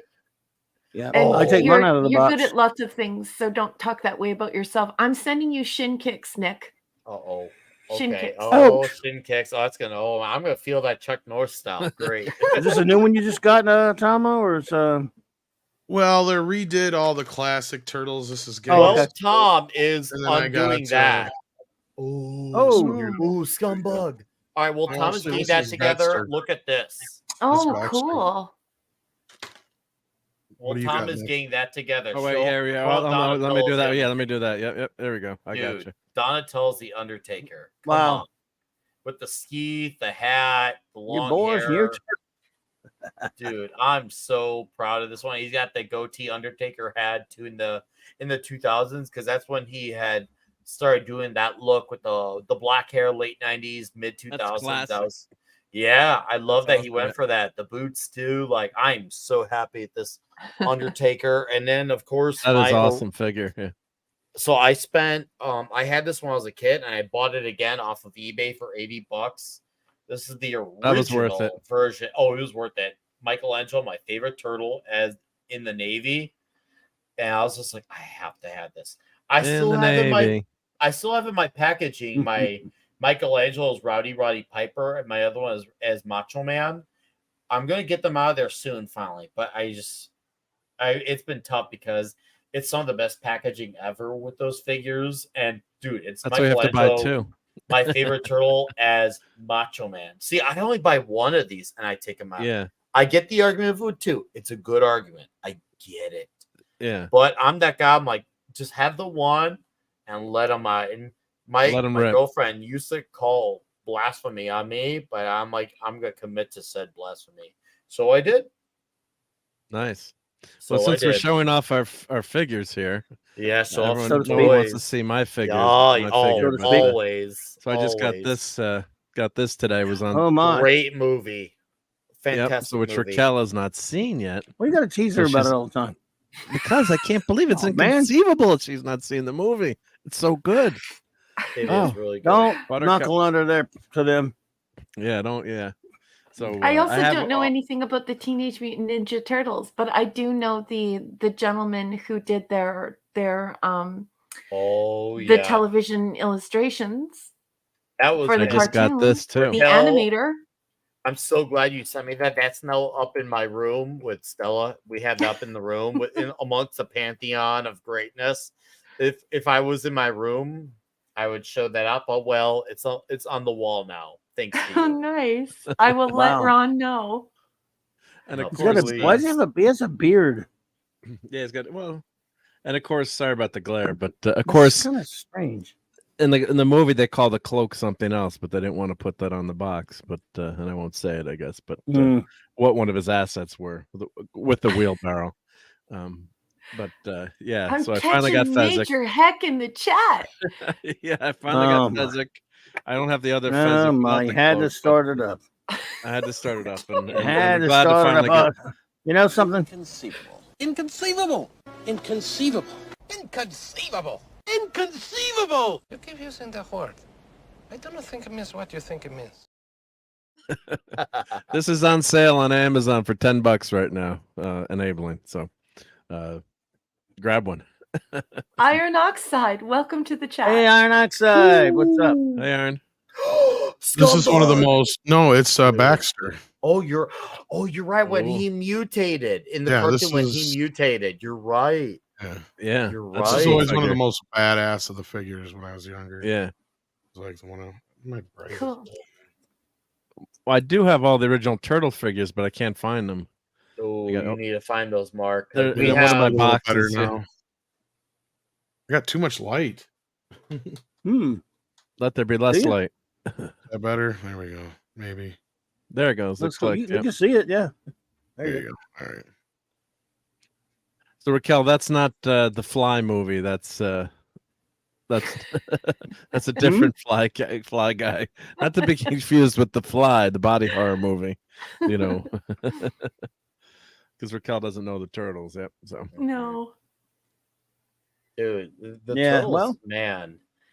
I mean, just watch the 1990 film. That's a great way to start for anyone and anything. And then you go expand off of there, whether it's the original Mirage run or the 2011 or 2012 IDW run, or you could do the 2003 cartoon, or for me, the 2012 cartoon, or the 2007 animated flick titled TMNT. Like the Turtles, and of course The Last Ronin, which came out recently, which was a great miniseries. The penciler Ben Bishop, who did pencils for the current day scenes in 4 out of the 5 issues, was a frequent watcher of our show for that, and that was cool to have. And the fact that him and I were in contact for that was wild. So yeah, no, Raquel, she has many accessible entries should she wish to get into the Turtles. I don't think that's going to happen. It might not. Why? You never know. No, I wouldn't. You know why? Did you know, Mark?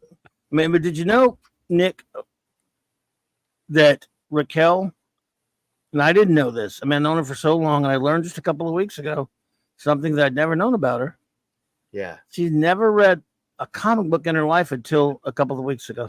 I heard actually. I think I was listening to one of your guys' streams while I was like half alive, which you can Shut all the debate. front You door. can all debate Yeah. what half alive means under Nick Weiser standards another day. But I was half alive. I heard those words, and I think I came back to life. And I was just like, she hasn't read a comic book. I feel like I need to like, what do I need to do to rectify it? But I think she made a Taken post, care I of. think, on Twitter, and she said something like, "Is mycomicshop.com a good website?" I think I can't remember if it was like an alternative world, but I think I wrote somewhere whether it was this world or another world. Yes, it is a great website. Yeah, they I are order good. from them all the time, and I do order from them all the time. They are Yeah. great, and they They're ship their good. comics fast too, which Mhm. they don't have to Yeah. do with how often I order from them. Now I'm like, you guys can take your time, eat some cheeseburgers, go get some ice Oh, cream, take a cheeseburger. nap. But no, they just ship it anyway. I'm like, okay, fine, I'll take it. You guys could take an extra time with this one. Yeah. Well, she basically, of course, you know what a big Star Trek fan she is. Mhm. And I decided to start a segment a couple of months back when I was gonna do videos. Then I don't know, I was just gonna do videos, but I decided to start reviewing a Star Trek comic a month, or I mean doing videos on it, but it just became the thing that we would do it here. And I was gonna do one-offs, like random issues, and I thought I would start with one. Well, we actually started with Star Trek: The Motion Picture comic book adaptation, because that's the first one I ever got. But then we now started with a series that she just bought off of comicshop.com, all 16 issues, because unfortunately it was short-lived, called Star Trek: The Early Voyages. We're up to like issue 6 now, reviewing it. So, but when we started reviewing them, it was just, she just casually mentioned, because she'd been gifted some Star Trek comics about a year or two ago. Because remember what I did? I did a stream on the history of Star Trek comics, I think, and but you still had not read a Trek comic. She'd been gifted some gold keys and some Marvel ones, and I was just blown away by that. And this is only a few weeks back when you told me this. Like, really? Never? Like, never? Yeah, never. And Never, you loved never, it never? too. You couldn't believe how good it was, right? Oh, here we go. Oh, Bill Sienkiewicz. Let me grab that. I got it. Oh, you got it? I got it. We Go. both You do it. You're quicker. All right, I got it. Yep. Star Trek 3. Oh, do your do your impersonation. There we go. Mm-hmm. My what? Of the Klingon in Star Trek 3. Hey, can we? Go ahead. I can't. Yes, Commander Krug. There we go. They're coming up with a figure from yeah, they're doing a Krug figure. Oh, man, Krug figure. Yeah. It looked really good. Yeah. It's funny those movie adaptations you have there, Tom. And until 2011, the only one never done was The Wrath of Khan. Really? I didn't even Yep. Well, I'm never thinking about it now. I do have the first one. That's the only one I don't have. Yeah. They adapted I think except Marvel. for 6, maybe. Well, yeah, they adapted the motion picture, obviously. Then the license left Marvel for a while, went to DC. After Wrath of Khan came out, they started a comic without Spock, for a while, and then after Trek 3, they brought Spock back, but the Enterprise was destroyed for a couple of years. There, they were doing comics where they were on the Excelsior, but they didn't adapt Star Trek 2. And then around IDW did it around 2010 or so, and it was not a great adaptation, but at least it got one. Yep. Weird, silly. Well, that's how you'd find out a lot about a movie sometimes if the book came out too soon, or comic adaptations, or the comic adaptation. Yep. And I got something to show too from our fandom. If anyone remembers G4, that great network. Yeah. So Chris Gore, I just ordered. Hey, Chris got Gore. the Blu-ray. So Attack of the Dock. So this was kind of How like was that? YouTube back in the day. And it's a story of G4 and the network and all the craziness that went on. Of course, I got my copy too. Yeah, you got your copy, and how, of course, the new G4 famously burned themselves to the ground lately. But yeah, I used to watch Chris Gore all the time, and I almost never missed the show when it was on. It was the Screensavers at first was more of a geek / nerd, like fix your computers, and this Attack of the Dock or Attack of the Show was kind of like a crazy variety show with great host, Frank Gore. just great comedy. And before you could, before things went totally politically correct, Kevin Pereira was a great host, and Olivia Munn, among others. But it was just such a fun, irreverent show. It was just so. And the everyone guy, should check this out. but it's if you made can by grab a Frank copy. Gore, who he ran for almost over 15,000 yards in his NFL career, and then still made that show. And He that still made the stuff. documentary. Yeah, he was on. Yeah. He was a great running back, and he's a great geek who changes his entire physical appearance when he's geeking out, like on Attack of the Show, and of course over at our good buddy Gary's Neurotics channel and Film Threat. So he's an amazingly talented guy to be that great of an NFL football player. And sorry, that's what they always kid him. For some reason, that was a running thing. People started calling him Frank Gore for some reason. Yeah, I'll put the link in where you can it was still Gary. buy that. It was a Can you Kickstarter. hear me? Can you hear me? Yes. Yeah. I'm lagging hardcore, and Oh. I'm a little bit behind. We hear you. Could I ask? I'm sorry if this sounds rude, but please forgive me. May I please see the Star Trek comics that Tom was showing, because StreamYard is acting up, and I didn't get to I got to see them, but not when he held them up. If you still have went them, Tom? black. Tom, you still have those? Or? He's getting them. Yep. Yeah, I just had to go Probably grab got them. I've got the first one, but that's upstairs. Because these I'm in the process of rebagging and boarding. I bought some bags and boards. I'd love to see them. These were okay. I thought I just assumed you'd seen them. I'm sorry. That's good. Yeah, there's Trek 3. It's got a Bill Sienkiewicz cover. Star Trek 3: The Search for Spock. Nice cover. Yeah. Nice. And then you said something about it looks like they have an advertisement there for the. Oh, that's beautiful. They continued the adventures, in Spock's back, of course, but Savix is with them. beautiful. But they don't have a ship anymore, so they get to ride around in the Excelsior for a couple of years until after Trek 4 came out. And that's Robin, which is nice. And speaking of, Yeah, Nice. Oh, I think that's Jerome really Moore nice. did that cover. Howard Chaykin, something like that. I don't know, but anyway. It's okay. It's Cool. okay. I think it's a May I shaky. see the back? Oh, it's cool. Captain Adam by Patrick Broderick. That's That was a cool. pretty good series. Thanks, about Tom. that. Sorry about that, honey. Oh, you're It's fine. acting And we weird. got, Ooh, this is nice. Final Frontier as well. Yeah. By Peter David. And on the back, funny. actually, there's more Trek stuff. Yeah, it's funny how they went to comic book size for those adaptations at that point. Nice. In comic book format instead of the mags like Marvel Super Special did and stuff. But yeah. Nice. DC That did one's it that got way, Pulaski on it too. Yeah. Oh yeah. Yep. You guys notice that? It's Pulaski. Yeah, that was right around when that came out. It would have been around that time. Yeah. Yeah, this is 89. Yep. Second season. Third. That's cool. That's so cool. Thanks, Tom. Yeah, Thanks, no problem. Tom. But did Yep. your copy of Star Trek 5 come with a marshmallow dispenser? We're never gonna top Mark. Anytime we Oh have my these, God. Mark's just gonna come in back. Oh, hey, I remember when those came out, man. Yep, remember that Kraft or whatever marshmallows. I did the send away, of course, or my mom did it for me. I can't remember, but it come.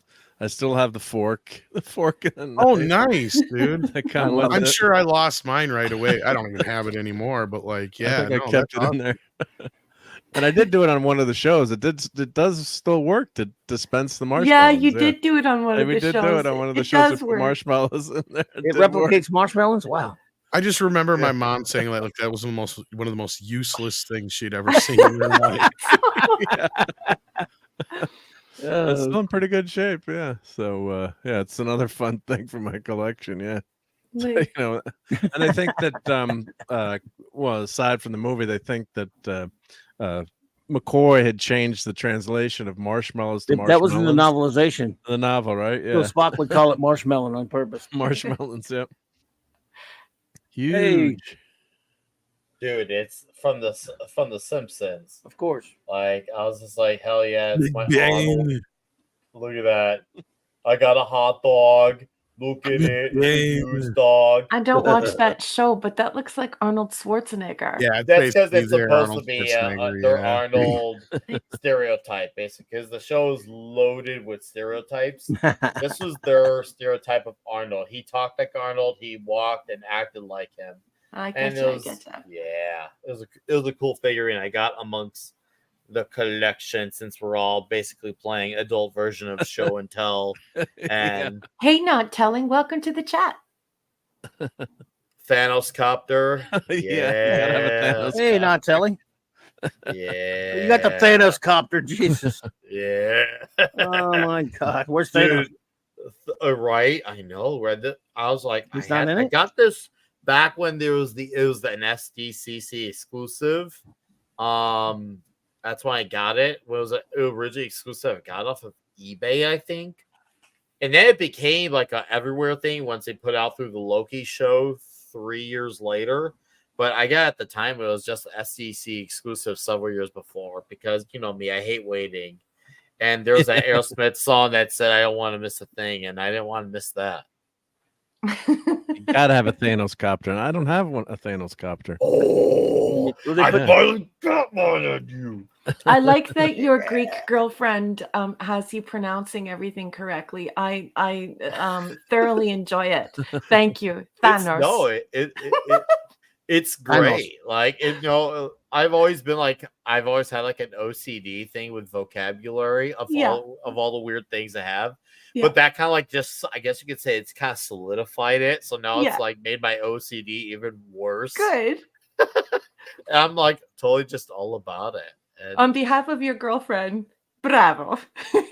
bravo, yes. Like now, even when I talk about like Mexican food, I say tortilla. Like I don't say it the I guess you could say the American way. She's ruining you now, right? It's fabulous. Is it ruining or is that enhancement? Because I love it. I absolutely love it. I love that about you, Nick. I'd make the argument that that's called making things better, because Yeah, I it talk about does. tortillas and have like the green dragon sauce. It's fantastic. I love Yeah. it.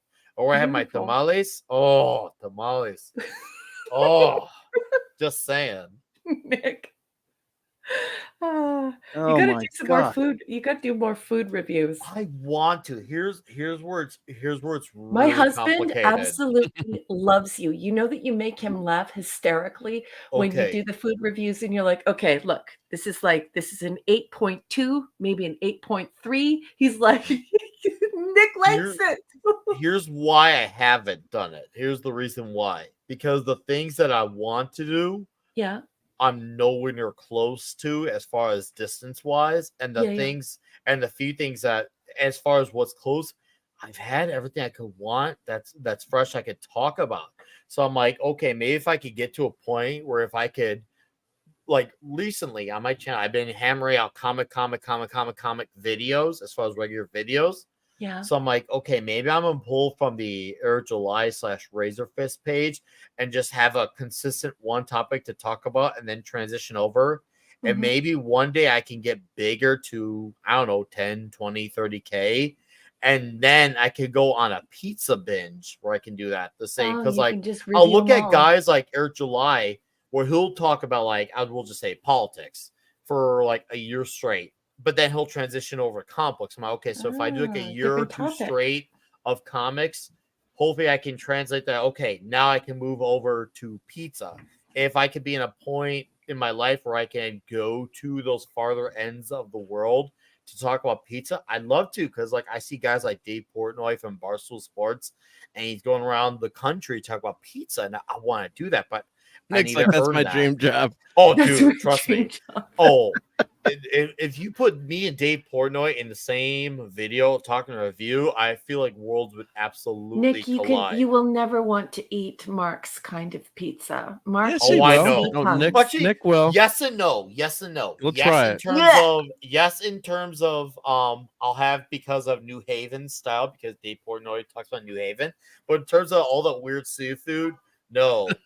You would no. try one piece of clam pizza though. You would. Nick Weiser Mark, would are try you the clam trying pizza. to get? Are you trying to If I- volunteer to say I want to watch you in person vomit? Are you trying to get me for that? No, Are you? Nick? that's the Tell world's. me you want to run election right now based off of that.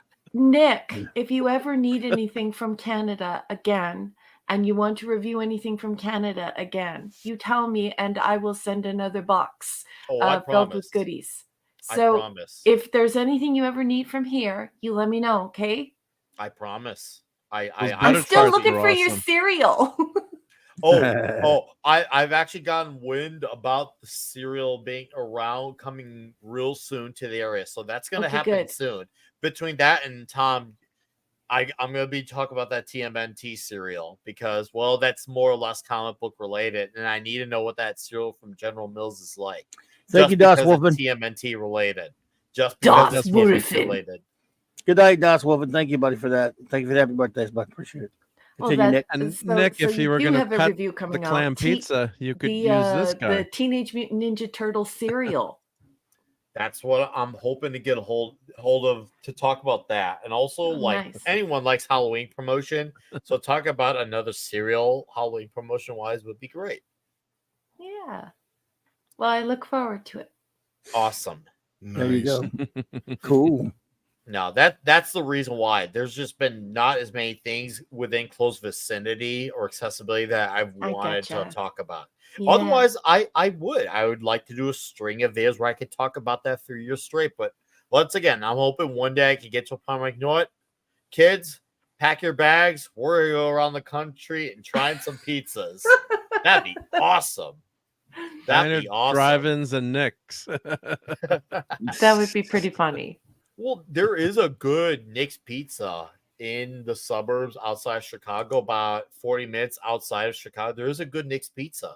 And they got like a very traditional setting where you go there, you eat peanuts, and you're supposed to take the coatings of the peanuts and toss it on the ground, and you have someone come and sweep it up. And then you have pizza. And they do the super thin crust.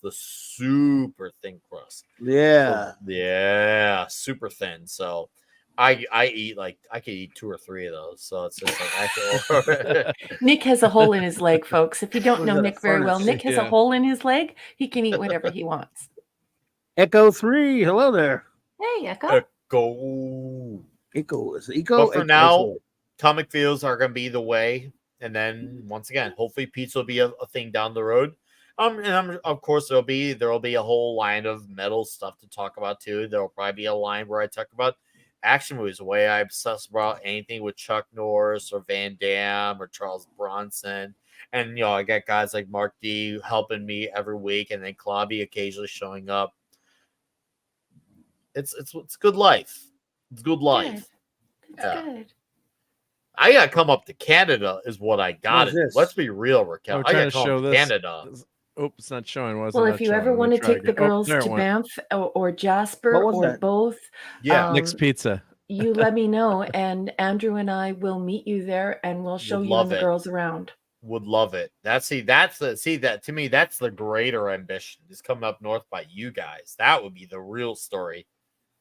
I think the girls would love the Rocky Mountains. Oh, they'd love it. They would. They're physically active. They love being outside. They love being out and about.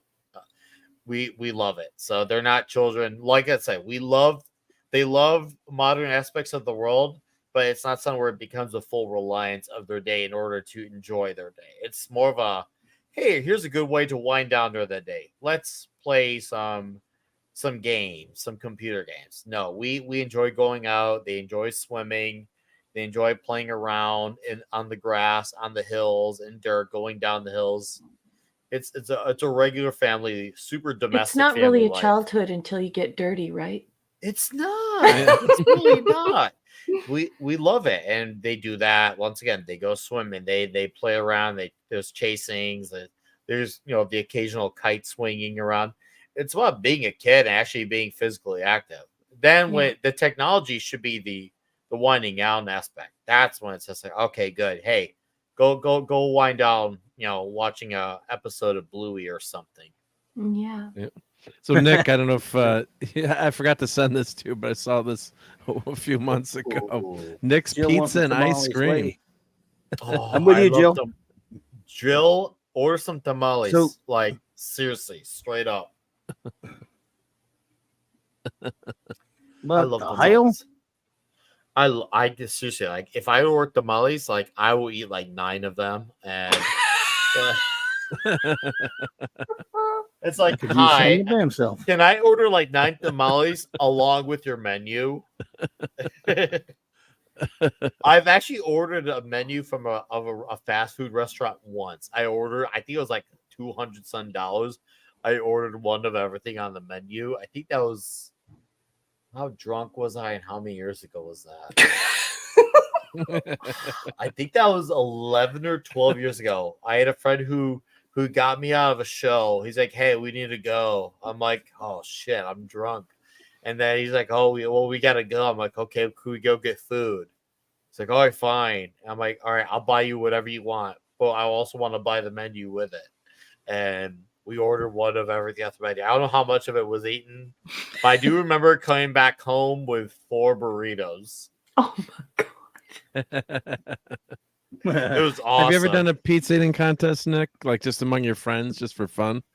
I did a pizza eating contest where I won a free T-shirt at a restaurant. Actually, nice. I did win that. That was 10 years ago. There's this town called Joliet, a very south side of Chicago oriented, and I had gotten wind that if you eat the entire pizza within this amount of time, you won a free shirt. I told him I didn't even want the shirt. I just wanted to be able to brag about it. And that was good enough for me. I don't need no stinking shirt. I gave the shirt to one of my friends. I said, "Hey," to be fair, it was a cool shirt. I will give them that. It was a cool shirt.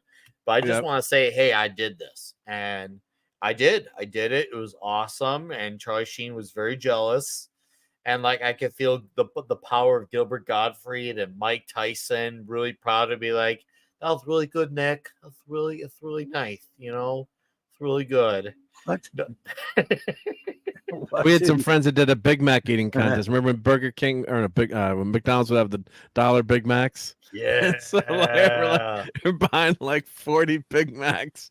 Dude, I did a McDonald's streak when I was with like 4 15. or 5 people. Yeah. I did a McDonald's streak when I was 15. I remember that McDonald's streak I had 66 straight days of McDonald's. It was awesome. Or when in college we had a bunch of guys that worked at McDonald's the late night shift, so they'd bring us back, the stuff they would, 10 minutes or 15 minutes, they got to throw it out, or so that we'd always wait for them on the weekends because you're drinking and you're hungry. It's like you didn't care how cold the McDonald's was, Nope. They were like, we're eating that. Like, where's Tom? Where's this McDonald's?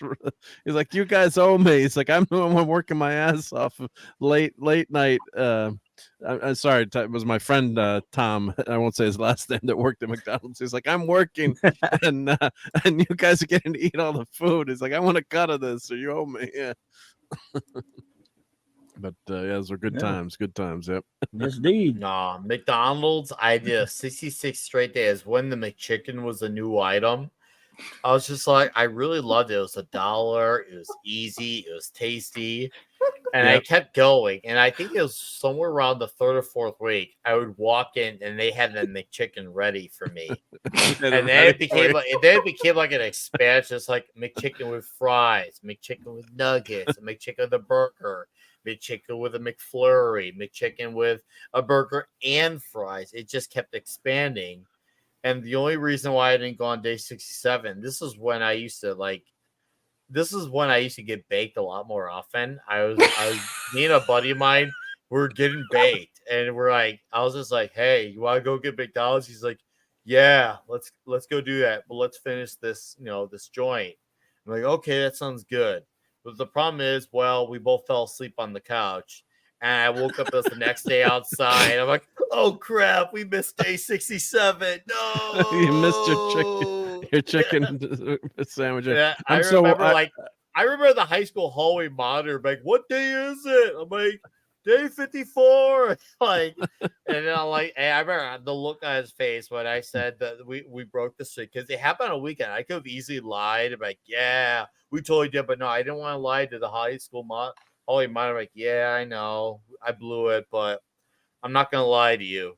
I blew it." He's just like, "Oh man, what a great run." I remember when they had chicken McNuggets were on the McDonald's in our town gave out, like, it was a big party. It's like, come get free chicken McNuggets, try them for the first time. Of course, my mom was there. We could walk there because from our business it was like 3 doors away. But we're like, free nuggets, you know. And I loved them as a kid. And I remember my dad was like, these are the worst things I ever, you know, because all that reprocessed chicken. It's like. But I love that reprocession. I love it. I live for the reprocession. I'm just like, yeah, process that. Yeah. Like I remember like when I ordered a triple baconator at Wendy's and they made a mistake and gave me 5 patties instead of 3. I was so happy. I was just like, yes, they gave me a 5 duple. Oh yeah, I'm all in on the 5 duple. So I ate that 5 duple. It was amazing. Wow. Yeah. That wasn't a special hidden menu item at Wendy's that only Nick Weiser knows. Oh, I know about the T-Rex burger. That's a hidden menu. That's 9 burger patties. I finished about 7.5. I do want to go back for a rematch and try to get all 9. So I got to build up to that because I know where Are you in training? Up. I was. I felt like Rocky, who's trying to train for his fight with Clubber Lang in Rocky 3. Like I fell the first time the way Rocky fell to Mr. T, but now I gotta get back on the rebound and take back the title. Like what was your big mistake? My issue was I went way too fast. That was my biggest problem. I was just going way too fast. I didn't take my time. I didn't get to know the patties. I didn't get to name them. I was just rushing myself. And when you rush yourself, sometimes you get a little bit fuller, that much more, because you're rushing yourself. You gotta sometimes take your time and you'll let it settle in. And that was my fault. It wasn't anyone else's fault but my own. So I was like, okay, I was very close. I was 1.5 patties from finishing it. If I had done this differently, I would have gotten all 9. And when I had ordered the T-Rex, they wouldn't make it. They wouldn't make it. Why not? Yeah, but here's how I got them to make it. I'm like, all right, well, what if I ordered 3 triple cheeseburgers? Oh, we'll make it. I'm like, I just basically just played you guys. Really? You did the math. You fell for that? You fell for that? Like, I did not understand that logic because that was a secret menu item for a period of time, the T-Rex burger. Look it up on Google. Just type in Wendy's T-Rex burger. It's a thing. But yeah, I'm like, I want a T-Rex burger. Like, oh, we can't do that to you. I'm like, oh, well, that sucks. Well, what if I order 3 triple cheeseburgers? Like, oh, we can do that. I'm like, okay. Isn't it easier to just do the 3 together, so right? I took all 9 patties, combined them together. I did the work myself. And I started eating, and you know, like almost, I said, almost there. You were a contender, though. So close. And trust me, it got painful at times. Like it got painful. Like I could feel the heavy breathing intensifying. I was just like, I don't like. I'm like, all right, I need to like make sure I make it. So well, next time you do this, you have to live stream this because I want to see it. Dude, come on! If you know how many views that would get?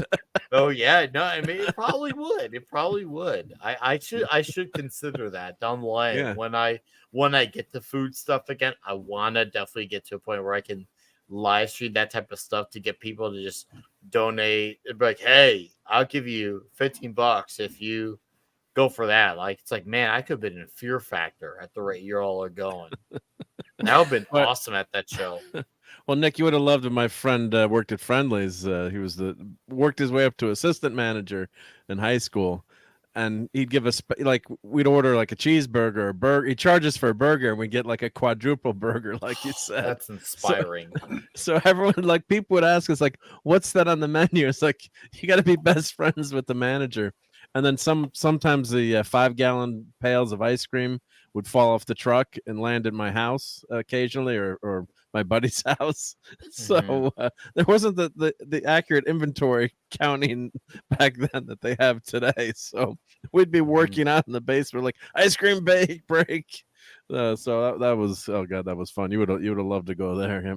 Oh, would love to have gone there, but you know, Mark, the day we get together in person and have some food, maybe we can go invade WWE headquarters. I can go tell Vince McMahon that he has no chance in hell of hiring good competition again. It'll be great. I've actually been to his house a few times. Oh, I know. You showed me the photos. I saw the receipts. I saw the receipts. Yeah. I want to go to Vince like, you have no chance in hell of having good competition again. In the Vince McMahon voice. Ah. This is the wrestling guy, right? Yeah. Jill. Yeah. Thank you so much, Jill, for the super chat. Hey, thank you, Jilly It says a Jill. bunch of these are I don't know what that is, but It's an ASCII code. It's a computer code. Oh, she knows. I wouldn't know it then.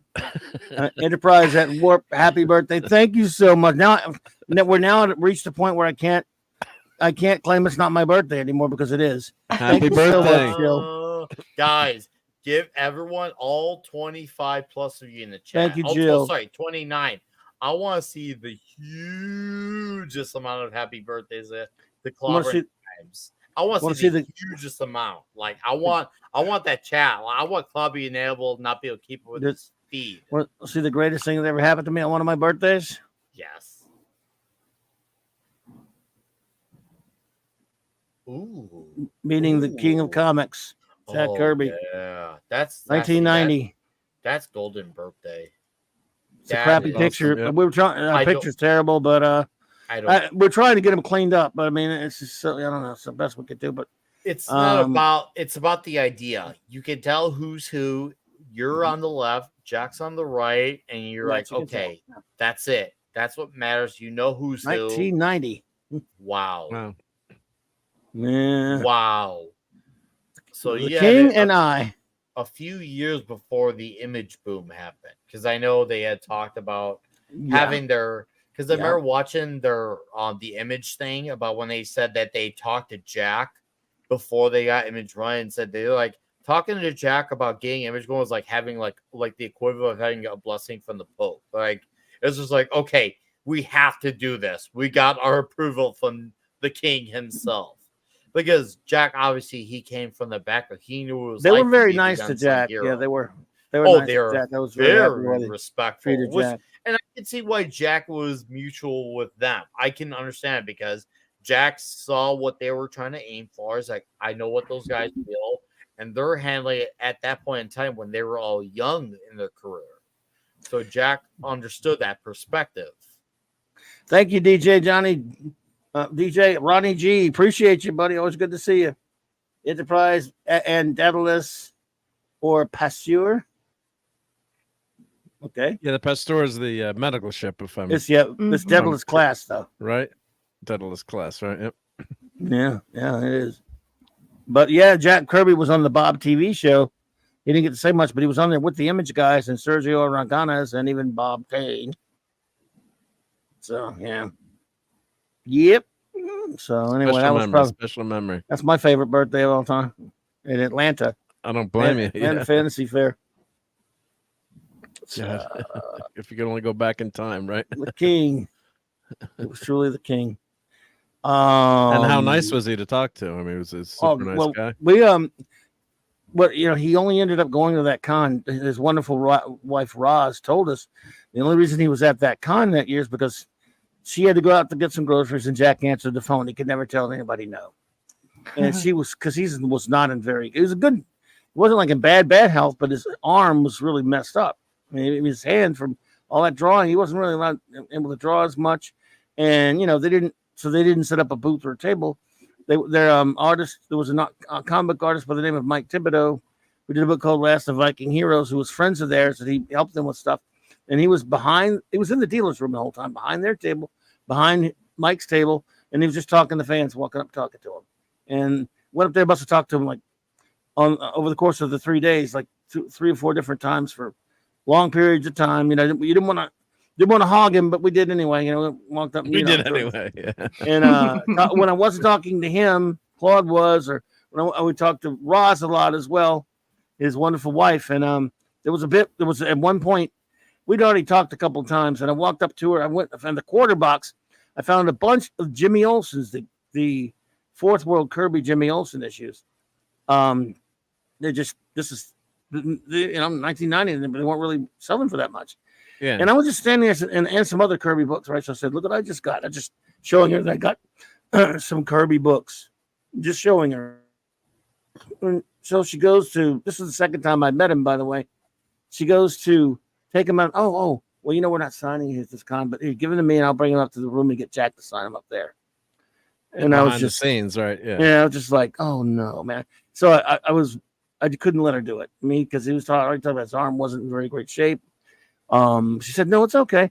I said, no, I know his arm is not hurting. I got his autograph last time we met you guys in Dallas, and you were so nice to us back then. I got some original art from him back then. I said, I just wanted to show you that I got these. Meeting you and hanging out with you, that was no signature could top that. Hanging out with him. So I was not gonna have Jack Kirby hurt his arm or hurt his hand so I could get a few more signatures from him. That's fine. Most people would have said no to that. I mean, only you're more a special guy to say think that way. Most people would have been like, yeah, have him sign him, right? Yeah. I think a photo's more than good enough. I mean, you get to live with the memory of that. You get to see that memory. It doesn't matter how boring it is. I think that's, dare I say, relevant, because you get to treasure that memory and share it with people to say, hey, that's you with him. Don't get me wrong. Autographs are cool. They have their place in the world. But seeing that photo of you and the King, dude, come on. It's fucking awesome. It's fucking awesome. I love seeing that. And I think to myself, wow, how cool would it have been if I could live in that time where I could have had a photo with Kirby or Ditko or a Ross Andrew or a John Romita. And dare I even say Jerry Conway when he was in his prime. Like, there's so many of those guys I would love to have had that conversation with, and just to see what was going on in their mind. We talked a lot. Wrote those stories. I believe it. He told us a lot of stories about the war, different things like that. But the thing is, that was at a time when Mark just got some autographs for some artists at a cut terrific on a couple of weeks ago. And some of these artists were charging pretty big for these autographs. There was no real set price that artists could sit at a table and sign whatever they wanted. They didn't charge. They were just signing anything put in front of them. Gil Kane, the great Gil Kane, was at a con in '86. We were at 85, I believe. And there were people bringing stacks and stacks of comics to get him to sign, and he would just sit there and sign them. After a while, he would say, like, "That's a lot of comics." He would have to, but he did. Now, 500 comics. Yeah. Now, what did Ron Wilson charge you for one signature? You don't want to tell me. I think it was it's okay. I think it was $10, which I thought was pretty reasonable. Some of these guys are 30 and 40. What was Rubenstein? Yeah, Golden was $30. Yeah, Golden's Rubenstein ridiculous. was $15. Starlin was $20.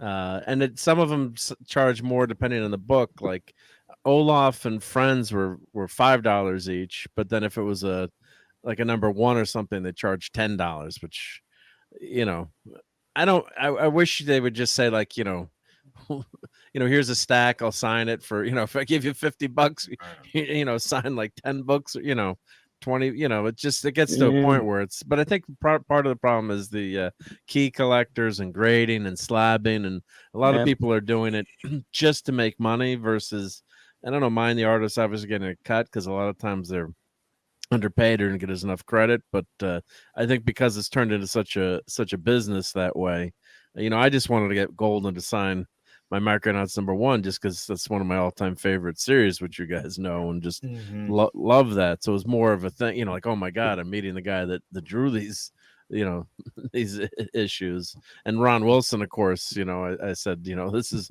one of my all-time favorite, this is my #1 comic probably of all time. He's like, I get that from a lot of people, which is a nice tribute. So it's so nice to meet these people and talk to them and hear the stories. Like I met, Olaf, we're talking about Spider-Girl, how much we love the series and how much they try to make it like an old time comic book. So I got to spend, like 2, 3, 5 minutes talking to him, reminiscing.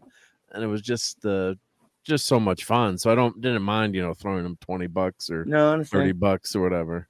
Absolutely. But, yeah. Well, it is getting late. This is usually around the time we want to get Raquel. She stays up a lot of hours and works a lot of hours. So let's start moseying on #1. What do you think? Well, you guys don't have to quit because of me. No. I mean, we've been here 3.5 hours. I mean, everybody's I know, but yeah. I can totally Everybody's duck tired. out, and you can keep the party going.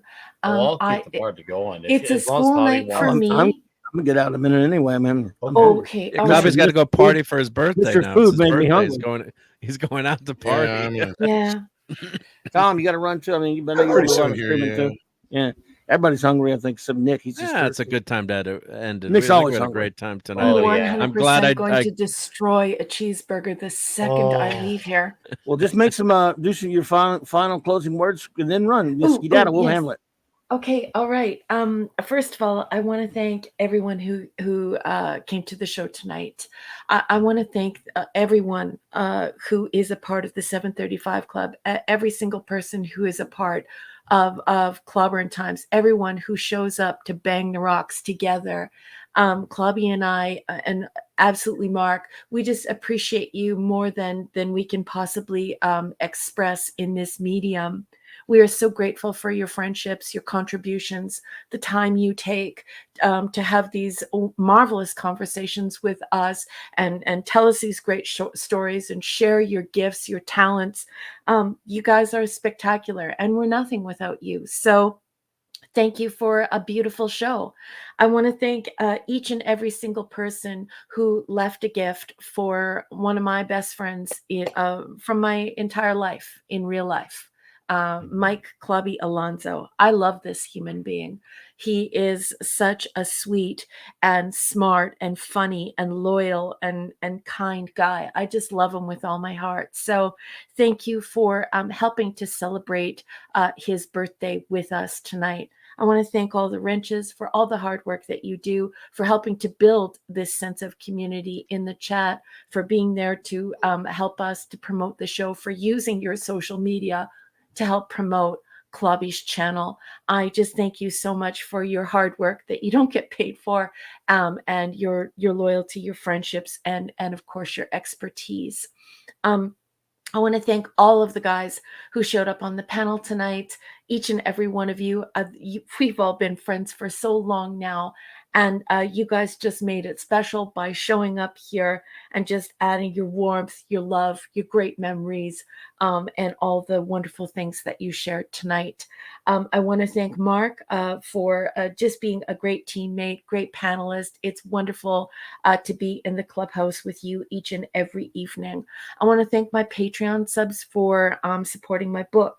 Larry, Tony Stark, Sean Carter, Cardinal Sin, Shooter, Chris Persia, Scuba and Leslie Pete, Eric K, Enigmatic Drop Bear, Michael and Cassandra Beacom, Mark D with the C and his whole family, Anti-Derivative Jill, Maximum Redstone, JT Kirk, Dadman and the Dadman Clan, Lord and Lady Thoth, and of course Rob Altez. I know it takes a lot to read off that list, but I wouldn't be able to do this book without you. Have a great list of people who are loyal to what you do, and they are worth the acknowledgement. I have to say, no, what you do is they see what you do and they like what you do, so they acknowledge it by giving you some capital. You are worthy of that. Do not sell yourself short with that. Don't please. You are beyond worthy. And that's not me just saving face because we're in front of 30 people on stream. That's because that's the damn truth. Honey, I love you very much. It and then some. Second book will be out in December. Last but certainly not least, I want to say, Clobby, I'm so happy that you were born. Thank you for all of these beautiful people who you've introduced me to. Thank you for introducing me to these marvelous early voyages. Thank you for 3 years of fascinating, wonderful, hysterical conversations. Thank you for being my loyal and loving and kind friend. I cannot find the words to express how much I value our friendship and how much I just love you so much. Thank you for creating this space on behalf of everyone here tonight. Thank you for creating this space for all of the geeks, the nerds, the dorks, and the normies who want to learn about our crazy, strange, and wonderful world. It's all because of you, baby, and I love you very much. Mwah, mwah. Oh, love you right back. Go get a cheeseburger for me. I will. Love you. You take care. Good night, Everyone, guys. the greatest first Good night, officer. Raquel. Awesome. Happy birthday, hangout again. Clobby. Thank you, Tom. Appreciate you, brother. Appreciate you all for being here. Let's see here. Anybody needs to run, please do so. Don't stop me. We're just gonna finish up with some show notes and shout outs. Raquel already went for the cheeseburger. I'll stick around. Sure. I'll stick around. Marco, any final words? Oh, well, just happy birthday, of course, the obvious. I'm glad I kind of derailed our reviews, and this turned out to be a lot of fun. Next week, so, no biggie. I'm yeah, I just I thought of it last minute. Otherwise, I apologize for not inviting anyone early.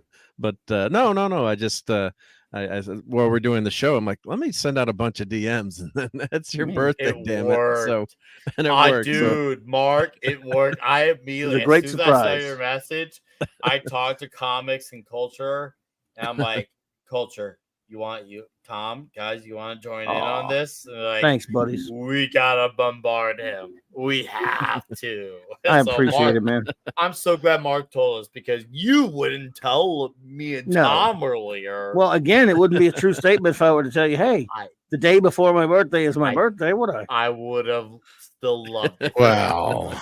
Right, Tom? Tell me I'm not wrong. I mean, come on. We would have at least made a big deal about it. And, there's a thing we do on Midnight's Edge on birthdays. What's that? You didn't think you was going to get away from me, did you? Yeah, but on the birthday, like one thing. It is your birthday. I have one fucking thing I do, okay? And it's the birthday thing. I don't have nothing else left, and you're trying to take that away from me, too. I mean, come on. I love Bat Tom. I even went and I got the OG birthday song. Boy. Go for Happy it. birthday to you.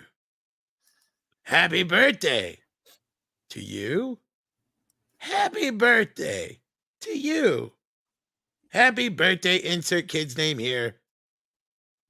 Happy birthday to you. And many more. Congratulations. Thank you, buddy. Tom, that was amazing. By the way, Iron Oxide, thank you for that birthday super chat. You were too kind, my friend, and it's great to meet you. Also a bat on there. See, he's also a bat. But there's no bat like Bat Tom. That was great, Tom. Thank you so much. You're welcome. You cannot get away from it on your birthday. It's just but and this time I'm innocent of hiding it, because it'd be like if it'd be one thing if it really were my birthday and I didn't say anything. It is now. I know, but it was like earlier tonight, and then you guys say, "Hey, man." But this time I'm being going to indicted. get a chance to talk to you tomorrow, probably. I mean, come on. Yeah, no, I mean, yeah, I will definitely not. I'll be all over the place tomorrow, and then Saturday. Then imagine if no one knew about it, then they find out they all jumped all over me Saturday night on the Star Trek show. Then we wouldn't get anything done, would we? That's right. Yeah, so we got it out of the way now too, right? Yeah. Well, last year the madness. See, last year, this the Thursday nighter was on my stupid ass birthday, which I hate. I don't know. Maybe I shouldn't hate it. Yeah, we did. Yeah, we did have some people pop in for that one too. Well, right? you do reach that point where it's just another birthday. You know what I mean? It's like, well, when I was doing other jobs, yeah, but this is a little different here. But I mean, because I have so many friends that I made that are all over the place online and stuff. Before I get a call from my brothers, each one of my brothers, my mom and dad, of course, and my one of my kids, two of my kids, maybe. If I'm lucky. I'm just kidding. And then basically the call from my mom said, it'd be like on a weekday. She goes, all right, well, come this weekend for your birthday. What do you want? What do you want to eat? What do you want to eat? What do you want? That kind of stuff. Mm-hmm. And then she said, what kind of, I hate it when she'd ask what a present. Present? No, I don't want a present. You're getting one. So what do you want? I don't know. Nothing. I would never answer them. So, right. Well, at least you're easy to buy for, right? I mean, anything comic book. It always ends up being super clothes and stuff, which is fun, Because you can't buy for a geek, by the way, unless you know him.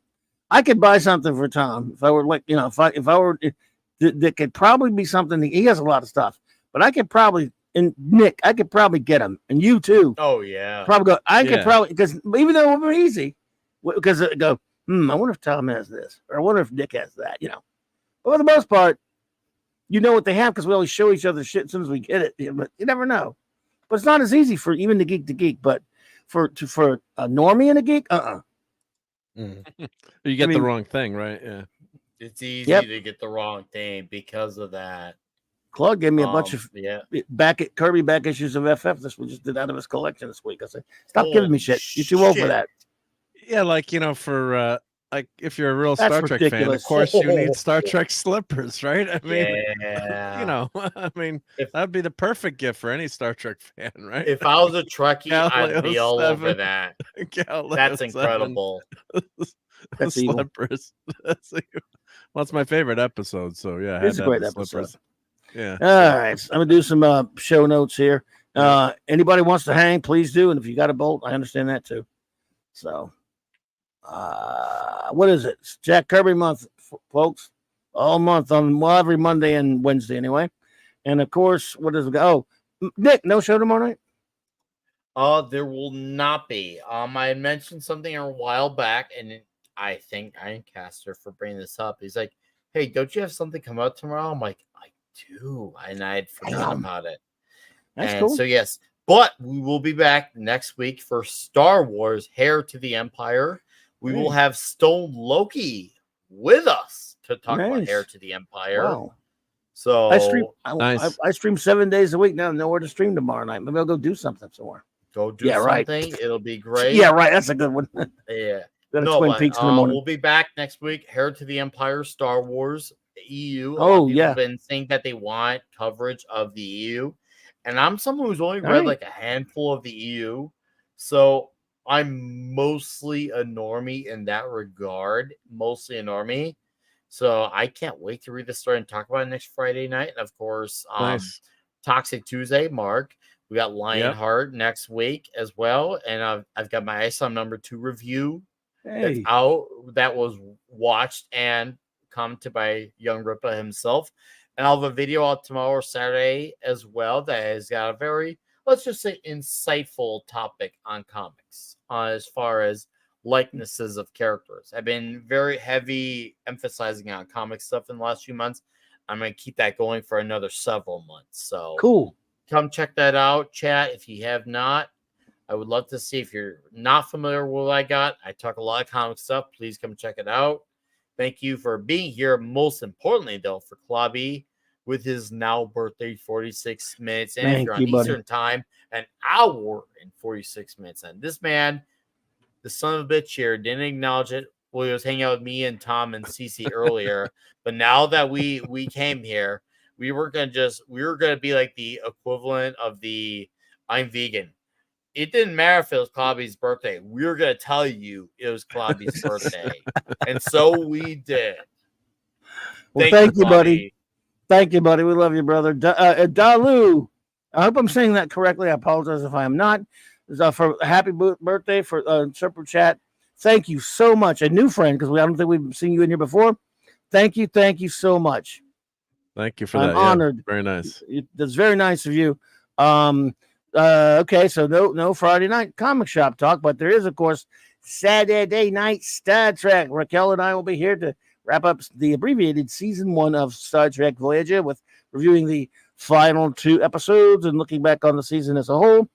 And at least we'll be hanging out at the Geekery Sunday night Geekery like we always do at Mark's channel, 10 p.m. Eastern Standard Time.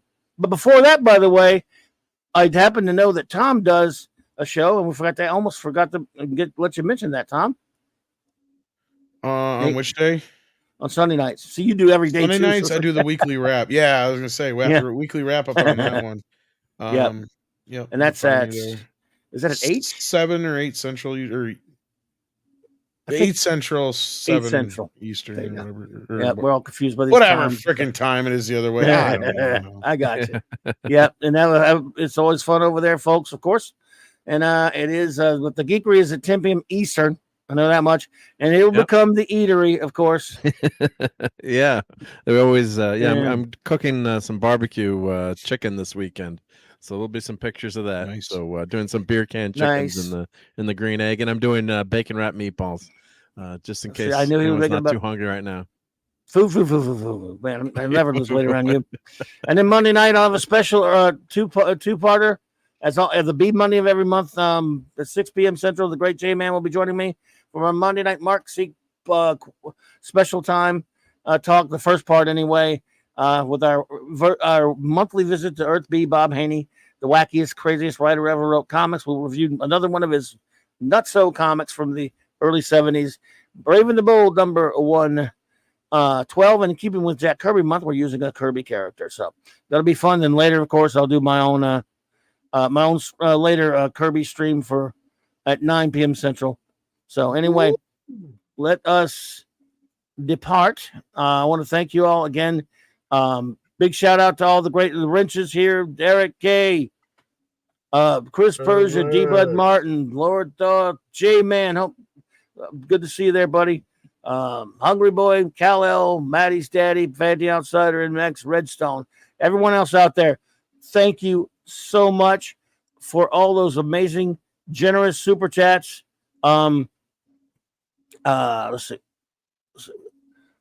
Dalu, Ironside, Ronnie G, DJ Ronnie G gave that was a group chat anyway.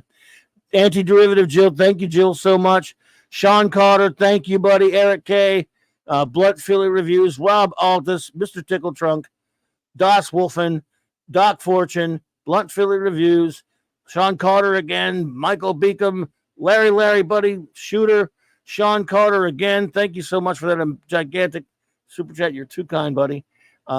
Bush Pan Down, Dad Man Walking, and the Clan. Thank you, buddy.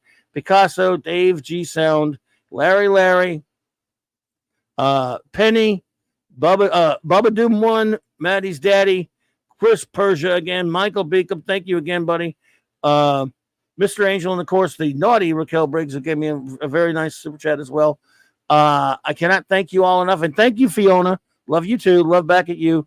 Thank you, everyone. We're going to, we can't shout everyone out tonight because there's so many of you and everything. And we've been running for a good long time, but you'll all get shouted out accordingly both ways on Saturday night. Have a wonderful, marvelous remainder. We got DJ Ronnie G with the super chat at the last second.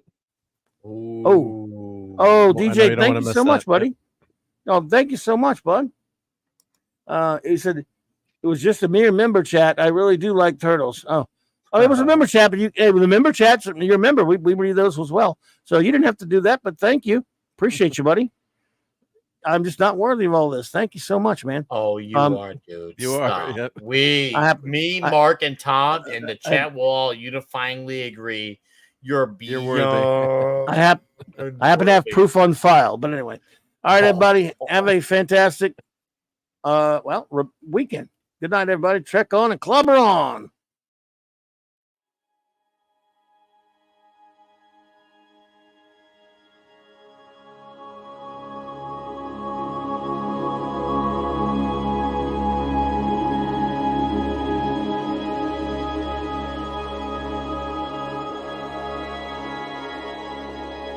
DJ Ronnie G sent in a super chat and said, I was just a mere member chat. I really do like turtles. I like turtles.